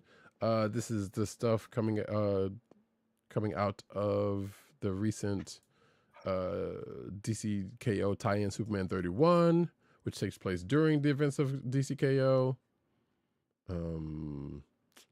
Let's see, with Superman and the rest of the heroes dealing with the threat of Darkseid as As the denizens of Earth are evacuated, Lois Lane takes a detour to the Fortress of Solitude and learns something about her husband and his life that she never knew. So, if you're watching the video version, you can see a panel from said book right there, and yeah, there you go. That mother-daughter-in-law talk that we never got finally happened. Next up, Grant Morrison is writing a new adventure for their Sebastian O comic, originally published by Vertigo in 1993, and is reteaming with co-creator Steve Yoel to do so. The writer announced Wednesday in their newsletter. Morrison made the announcement in the larger context of saying their passion for writing comics had been reinvigorated by their work on the Batman Deadpool crossover. and probably AI. As that referencing back to last week. Sure. I know nothing about this thing, but sure. Next up, though, Frank Castle returns in Benjamin Percy and Jose Luis's new ongoing Punisher series. And as I jokingly said to myself, it's because all that Punisher stuff has died down and people have forgotten. So now they're bringing them back out. Marvel's following the blood-soaked success of Punisher Red Band #1, writer Benjamin Percy is taking Frank Castle into even darker territory with a brand new ongoing series. Punisher 1, which will be very timely, launching this February. The series, announced by Marvel's editor-in-chief C.B. Sapolsky at Lucca Comics and Games in Italy, features art by Jose Luis Suarez and inks by Oren Jr. So, still haunted by the events of Red Band, of which neither one of us have read, Frank's fractured mind becomes both weapon and weakness as he wages war against crime's worst. His latest mission brings him face to face with a familiar nightmare, Jigsaw. So, yeah. Okay. There's the cover right there.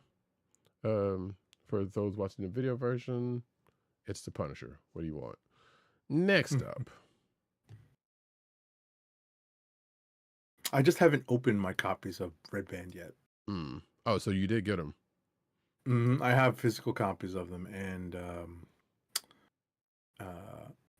I don't want to treat them as polybagged covers, but I kind of can't help it. Yeah. That's understandable. That's understandable. But I'm not buying a second copy just to read, so I feel like I should just open them. I'm about to only wait about 4 or 5 months until it gets out there on the Unlimited. Right.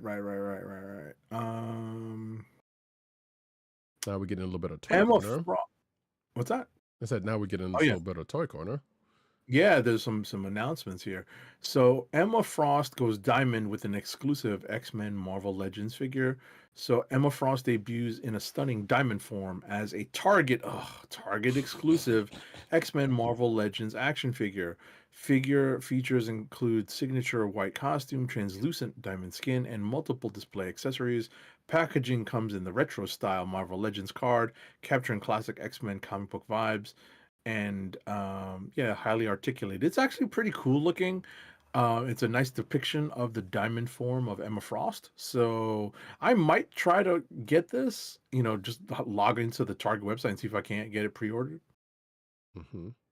Let's see, the pre-order, is it open already? Because that would suck.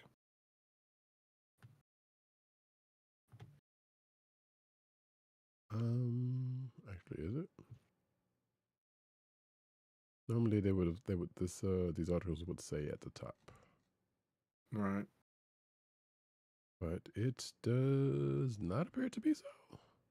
I guess not. Not yet. It just says later, set later to be released at Target. But there is that link goes to Target. Yeah, that's just the Target page. Yeah. So it's probably not out there yet. Cool. Star Wars unveils an epic mini legacy lightsaber hilt advent calendar. Yes, you heard all of those words in a row. So the Disney Store has launched a mini legacy lightsaber hilt countdown calendar, and it's the ultimate collectible for anyone obsessed with the galaxy's most iconic weapons, according to this article. So it's basically 12 days of art. Well, there you go. You can see it right. If you're watching the video version, it's 12 lightsaber hilts of probably everyone that would have a lightsaber and a hilt. So yeah, there you go. Does it have a price on this? It does. Oh yes, it does. $99.99. So yeah, that's a thing. It has a 4.5-inch display case toward the 12 lightsabers of the folks you know and love. Each crate includes a display card, and boxes can be stacked together, so just in case you want to be that kind of a person. So yeah, there you go, folks. There's that. Next up. It looks like Target has updated their website for shopping and maybe getting pre-orders, but I hate those exclusive pre-orders. Mm-hmm. Suck. Alrighty, where are we? Darth Vader and more Star Wars Black Series and Vintage Collection action figures are up for pre-order. Speaking of pre-ordering, so during New York Comic Con, Hasbro announced a handful of new Star Wars action figures in the Black Series and Vintage Collection. They are now all available for pre-order with release dates in March or April of 2026. Yep. Yeah, we talked about this on the news show while you were gone. But yeah, now that the pre-orders out there, you can get these fine figures, including Shakti, the one who put the satin in your panties. Because I just wanted to make that joke once again. Next up, Star Wars Rebels' seventh sister Inquisitor figure has been revealed by Hasbro. Pre-orders are up now at Hasbro Pulse, $27.99 with a spring 2026 release date. If you're watching the video version, you can see said figures right there from Star Wars Rebels with the accoutrement. There you go. There's a figure in a pose. And I believe, this, if I'm not mistaken, this is the Sarah Michelle Gellar character. If I am not mistaken, and I don't think I am. So yeah, there you go. Next up, Hasbro unveils new Star Wars The Acolyte TVC The Stranger. So this is the Vintage Collection. I'm sorry. So this is pre-orders are set to arrive today or are already available on Hasbro Pulse with the first quarter 2026 release. So this is the Stranger. This is Manny Jacinto's character. The one folks were drooling over, and also the one who perforated X-23 in that one scene. Yeah. Did a lot of killing in that series. Yes, indeed. Of which we will probably never see again because they're not going to do. Doesn't seem like they're going to do another season. Right. But yeah, 20 bones. Pre-orders are out, like Ancient 70 said. There it is. 87, you want to take this next one? Give me 1 second. Tee. Oh yeah. I had a friend. It was a friend's husband actually. I saw posted something about this online, and that was the first I had seen of it. Ke Huy Quan has teamed up with the Lego Group for a brick-built adventure. Right? Hey, you guys! So before you go even further with that, there's a video out here of him aligned with this, of him saying just that. That's to start off the video. Yeah. Oh, really? Because the image that's on the video is from that video. Wow. Yeah, unfortunately, it's not on this article. But if you go into the show notes, folks, in the clickbait section, you can see said video that I'm talking about. Anyway, continue. Right. So at the end of the day, this is a Lego set based on the Goonies movie, and based on the pirate ship that they are running around in for the vast majority of the movie. And I'm looking for, because I remember seeing the number of pieces in the advertisement for the set. That's what I'm looking for. 2,912 piece diorama model that invites adult fans. I love this. It invites adult fans to relive the ultimate underground treasure hunt in brick form. Yes, because what Love kid's gonna know about the freaking Goonies unless it's from their parents? I know. Come on, they're not fooling anybody. But also, a lot of adults are into Legos these days. I have seen one of many a stream of, 20, 30-year-old folks putting together Legos, Lego sets. This is going to be priced at $329, so it'll be available in Lego stores. Early access starting November 1st. That's tomorrow as of this taping / broadcast. And in Lego stores with availability for all from November 4th, next Tuesday. $329, y'all. Oh, apparently there is a link to the, I shouldn't have clicked on that, but there is a link to the Lego page and the video. I believe there's the videos on here. I thought it was. Yeah, it is. It's on the page, but you got to scroll down a little bit. Of where, he's talking about it and whatnot. He's presenting it. So cool stuff, one way or the other, Speaking of Lego news, hey, if you want a Lego Knight Rider kit, you can back it from Lego Ideas, which I believe is their Kickstarter thing. 1,430 people already have, and there's 601 days to go on this.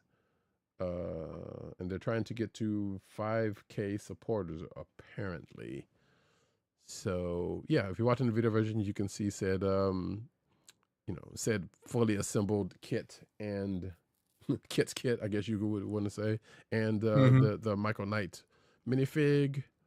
They're in. I don't see. Wait, is there? I don't see a price on here, but I'm pretty sure if I click through, which I will not, I will get said price. But yeah, there you go, folks. A Knight Rider Lego set. Because Lego's gonna mine every bit they can. Rest assured. But they're hitting the right spot, so I can't even be mad at it. Next up, which is perfect timing. That's a pretty fun looking Lego set. Yeah. That kit set. Yeah. But next up. That is so funny. 1 second. Oh my God. Expect KPop Demon Hunters in Magic the Gathering next year. Right. So, Huntrix is coming to a Magic the Gathering set near you in 2026. During its recent third quarter investor call, Hasbro CEO Chris Cook said the Netflix film would come to its famous card game via the Secret Lair line. In talking it up, he expects it to do pretty well, saying if we can figure out how to get people jazzed up about SpongeBob SquarePants collectible cards, I'm pretty sure we can do with one of the biggest movies of all time. Oh my God. Well, they need to change something. So there have been people out there bucking for print on demand, which I'm pretty sure will still get them the numbers they want, but they keep doing these. Secret Lairs are basically limited runs of cards that sometimes are not even standard, that you can't play standardly. They're just versions of other cards, and or you might be able to play them if you and your crew are fine with it, but they're not not always legally standard cards, put it that way. Okay. So depends on how they do this, whether it's going to be playable or not. We shall see. But yeah, it's I'm sure once that we get a little bit more on what that Secret Lair entails, we will talk about it here on the show. Most definitely. So, all righty. Next up, Agent 70, you can rest for like 1, 2, 3, 4 stories. Nap time. So this is all speaking of Magic the Gathering, and speaking of the next set that is coming out. Recently, Wizards of the Coast did a stream showcasing cards from the upcoming Avatar: The Last Airbender set, which is an actual full set and not a secret lair or anything like that. But there is secret lair stuff coming out of it. Sad to point. But so yeah, we got spoilers for well, you can call them spoilers or not, but yeah, so some of these cards have been shown before because they've been previewed before. But if you want to see pretty much the whole set or the majority of the set splayed out, this first article kind of has you covered. It also covers stuff from the Jumpstart previews, which I totally had forgotten that I had ordered a box for, but I knew it was going to do that anyway. Booster variants. I'm scrolling down the list really fast, and there's a full gallery that you can link to if you're so interested. I am very excited for the set, and I definitely probably am going to end up getting a couple of boxes, and hopefully, if I'm not mistaken, it's going to be playable.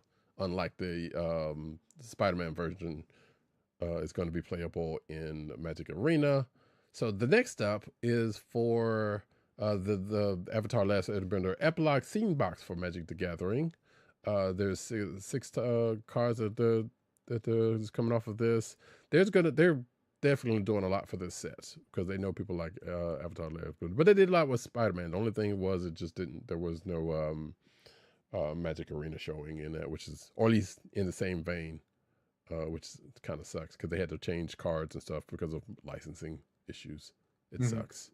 But yeah, so there's 6 cards in this article about for the Jasmine Dragon Scene Box, and as well as some other stuff in here that you can check out. And the next article after that,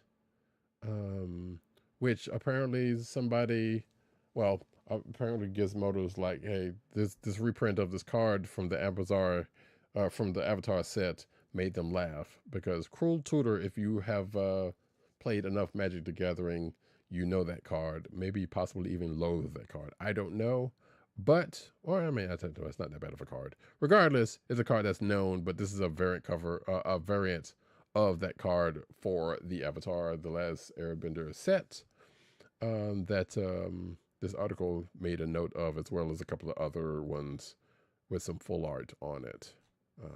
But yeah, good looking stuff. I'm just waiting for my Captain Man card. That's all I want. As well as a couple of others. All right, Agent 70. Now you can hop back on in with this next one. All right, what am I up to? The fighting game, the Polygon Fighting article. game. Oh wait, I'm sorry. No. Sorry, that's still me. Sorry. Yes. So yeah, also with this Magic the Gathering Avatar set, it's bringing back 2 popular travel mechanics to Magic the Gathering. One of which being Ally, and the other one being Shrine. And this article kind of goes into doesn't necessarily go into the history of those mechanics, but it goes into the cards that are showcasing them from the new set. So therein lies that, if you are interested in that. And in the clickbait section, there is an article on all of the mechanics of that are going to be in the Avatar: The Last Airbender set, if you are so inclined to check that out. Because there's some new stuff, because they got the whole bending thing they're explaining and everything. So if you want to check all of that out, and as well as these other 2 that are coming back, you can check out that article in the clickbait section. Now, Agent 70, we'll get to the fighting game. So Gundam's most unique anime. One before that. Oh man! If you want to do that one, I'll do this next one. Fine, I'll do this one. All right. So I got to do the one before that. All right. I mean, like I said, you didn't seem too That's about okay. it. Okay. Avatar Legends, not the cat people. Avatar Legends, the fighting game, official closed alpha playtest announcement trailer is now up.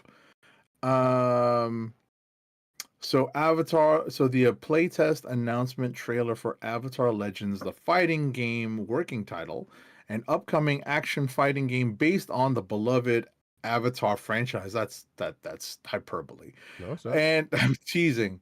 Developed by Gameplay Group International in collaboration with Paramount. Take a look at the latest trailer to see new gameplay for Avatar Legends, the fighting game leading up to the closed alpha playtest. The game itself is coming soon for PlayStation 4, PlayStation 5, Xbox Series X and /S, Nintendo Switch 2, and PC through Steam. Mm-hmm. Looks like the playable characters are Aang, Cheetara, Zuko, and Korra. So cool. So far, yeah, in the alpha. No, test, that's right? it in the test. Yeah. So and there's a link to Steam. I did not see a link to the playtest, but there is a link to that was talking about it. So therein lies that. Yeah, I don't know. If you're watching the video version, you can also see the little video that is playing. I assume maybe possibly from the trailer. Okay.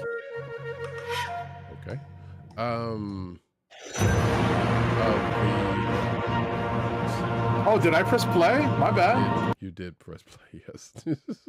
I wasn't doing anything.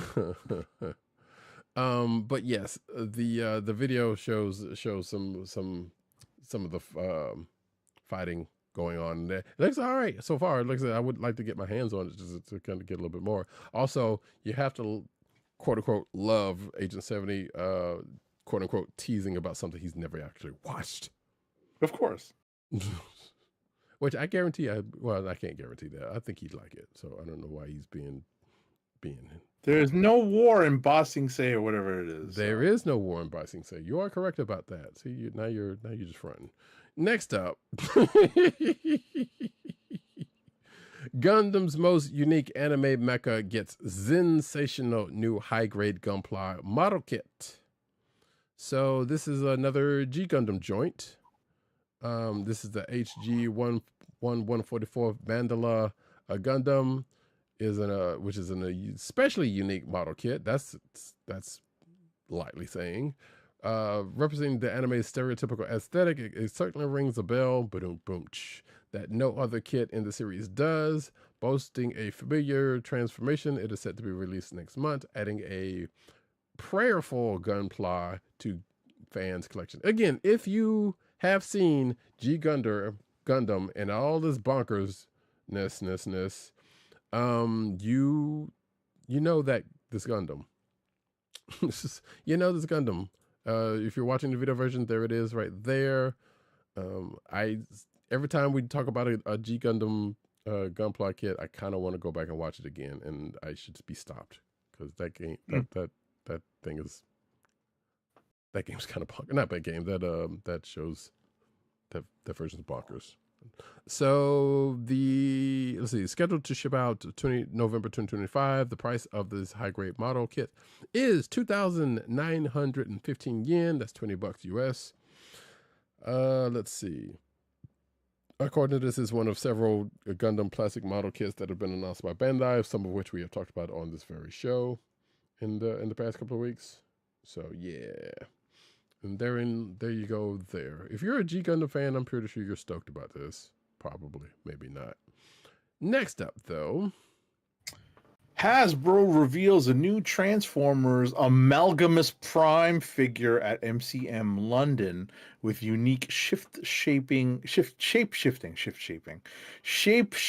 I'm tired, folks, shape-shifting abilities. Amalgamus Prime stands 5.5 inches tall, converts from robot to spider tank in 21 steps, and splits into smaller parts. It comes with accessories like a scythe and cog orb, staying true to classic Transformers lore and character traits. Pre-orders open now on Hasbro Pulse for $42.99, with an official release date set for February 2026. Spider Tank. Indeed. Y'all remember when Six Shot came in on that one issue and that one episode? Like, hey, here's a new toy, and then we never saw him again because he took out the aerial bots. Oh no. Yeah. That was funny. And I don't think we ever seen him again. Probably once, but I don't know. Von Gloom says, going back to the last article, the amount of cocaine that went into that Gundam series must be like 40 Sabrina Carpenter's worth. What is going on with? Maybe I'm missing something. What is going on with the Sabrina Carpenter references? Is there some news article that I'm missing out on or something? I'm not sure. I'm not sure. All I know right now is that she is short, Yes. and she's on tour because I believe she's playing at Madison Square Garden, or has played at Madison Square Garden over the last several days. And she's had some connection to Dunkin' Donuts with some collaborations, and also been on Saturday Night Live recently. Outside of that, I couldn't tell you that much about her. So yes. Pre-orders on Amalgama's Prime is on Hasbro Pulse right now for $42.99 with a release date of February 2026. 26. Right. Next up, though, Starscream gets the coldest take in Transformers history. That's a little hyperbole, probably, actually. In new limited edition release, he looks like the damn headmaster I had, whose name is escaping me right now. But, so yeah, this is also probably looks like a shattered grid version of Starscream. So yeah, this is, let's see, the website TF Source and the company Make Toys will sell an exclusive Transformers action figure at TFCon Chicago 2025. This figure, MTRC13 Ice Scream,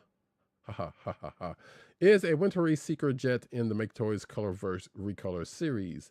With a very limited number of these toys available, fans will have to head out to the Windy City in order to add this icy Decepticon to their collection, or wait till it gets on eBay for an exorbitant amount of, if you are so inclined. That was me editorializing. Yeah, I'm sorry. I don't see this being worth it, but I'm sure some people, there are hardcore Transformers fans who will absolutely, harder core Transformers fans than myself, who will probably be interested in this. Next up, Sirius will launch the Sirius Metal Miniatures line with a boxed Dungeons and Dragons set under license from Hasbro and Wizards of the Coast, the companies announced. The new set 1977 D&D Holmes boxed set will feature 3 metal miniatures based on the cover art by David C. Sutherland III for the D&D 1977 basic set box, with rules by John Eric Holmes based on the Gary Gygax and Dave Arneson rule set. The miniatures in the 1977 D&D Holmes boxed set, molded from high-definition zinc alloy, will depict the Red Dragon, large with a 75mm base, Wizard, and Fighter depicted on the original cover art. You're all familiar with it. They will be appropriate for both display and tabletop play. This initial release will be the first in a series of nostalgic minis tied to classic D&D covers and iconic moments. The 3 miniatures, packaged in a display-ready premium box, will be released in February 2026 at $49.99 manufacturer suggested retail price. hey, look, I had that second, as most people did, had that second. What was the second edition of the rule set with the red box with the dragon on the corner? It's pretty fire. No pun intended. Right. This is not exactly that if you're not watching the comic, but this is an older version. Some would say it is actually. Get me a Tiamat figure. Oh wait, that's probably what I heard. Let me shut up. Actually, I have been running into like the D&D figures from the show, from the animated series, and I'm this close from picking up at least 1 or 2 of them, or at least the 1 or 2 that I saw in my comic shop. I stay resistant. Did you say the price? I did. Okay, cool. Moving right along. Last but not least, Holy Memorabilia Batman. The original Batman TV costumes fetch nearly $1 million at auction. I believe this is that same auction that we might have talked about a while back. I don't remember. But let's see. Those items. Well, let's see. Henry Winkler's leather jacket from Happy Days. Don Adams' shoe phone from Get Smart. I think I Dream of Genie's Genie lamp. I think probably also or something. Was also on auction. But those items and many others resulted in 3.17 million in sales. With Briar's Premium on Friday as ads keep getting in my way. From the famed collection of Dr. Stuart Berkowitz. I don't think this is the same one. That went up for bid at Heritage Auctions.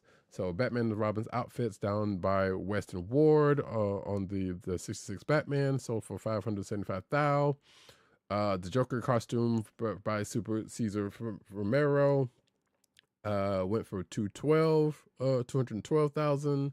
And of course, like the the Batgirl suit and other stuff.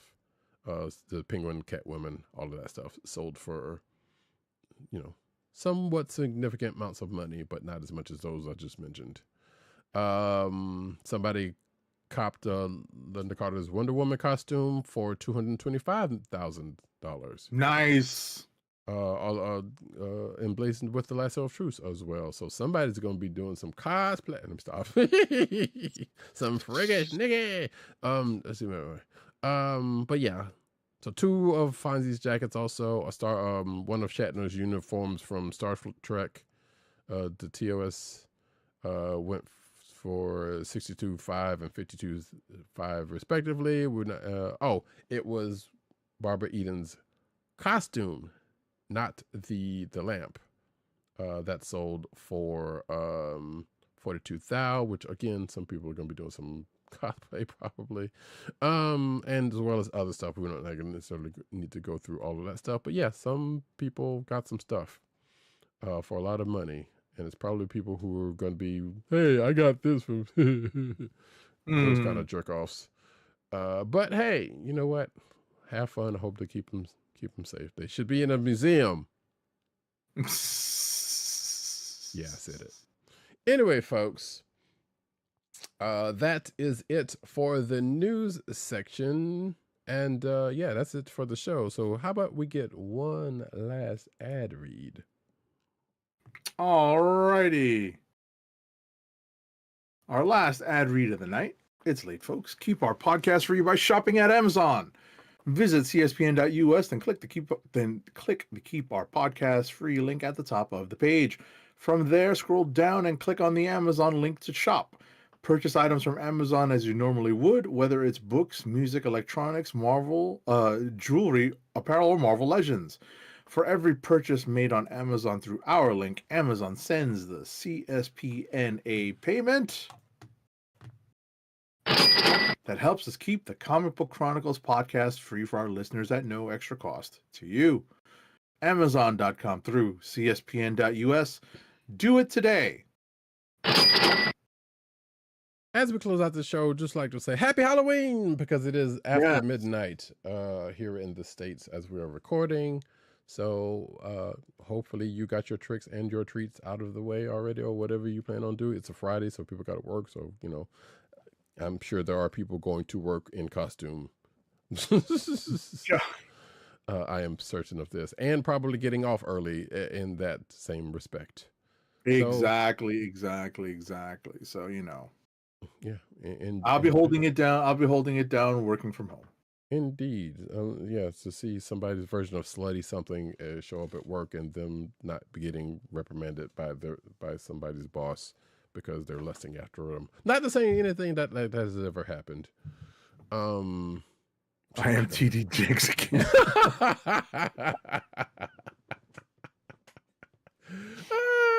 Thank you, Von Gloom. Oh, Von Gloom, you're stupid. Not pre-swallowed TD Jakes. Oh my god. Oh boy, you're silly. But we love it. So with that, folks, I have been Roddykat. You can find me at Roddykat on Twitter and Blue Sky. You can find me at Newsletters Need on Twitter and Blue Sky. You can find me at CPCaps on Instagram. Agent _70 on Twitter, Instagram, Blue Sky, and Threads. You can find this here podcast on the Coastal of the Podcast Network, the CSPN.us. Do it today. You can also find us on your podcast perusal place of choice, whether it be Apple iTunes, aka Apple Podcasts, Spotify, or the Coastal of the Podcast Network SoundCloud page.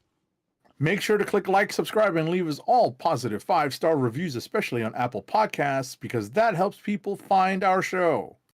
And I should have ran these together, but hey, whatever. You can also find us every Thursday night, mostly every Thursday night. That when we record live, folks, just like tonight. Or tonight if you're like Von Gloom and just so happens to be in the chat. 9:30/10 o'clock mostly. Eastern Standard Time, you know what I'm saying? Time change ain't gonna change that much. But yeah, there you go. On youtube.com/TheKliqNation and twitch.tv/Comic Book Chronicles. Yes, make sure to click like, subscribe, hit that notification button so you know when we're on live. Smash that like button. Indeed. And yeah, like I said, streams are coming. Dispatch just came out, so I know that is another game to put on the game list for Twitch. I still need to try to figure out where to put the VODs for that stuff. But they may go up on the YouTube channel. They may go up on someplace else. We'll see about that. I don't know, but we'll figure that out. Either way, folks, join us again next week. Like I said, we'll do Star Wars Visions next week if and or when we get around to it, which we probably will. The books of the week, of which we already found out it seemed to be slightly significant, and anything else that happens to come our way news-wise and whatsoever. And with that, this has been the Comic Book Chronicles. Peace. Peace. One. I love it when a plan comes together. Good evening, Rick. Would you believe it's Dr. Doom? What's on your evil mind? Oh, you insulting tongue, it mocked my words well. How about this rumor that you are really hired, Mr. Stark?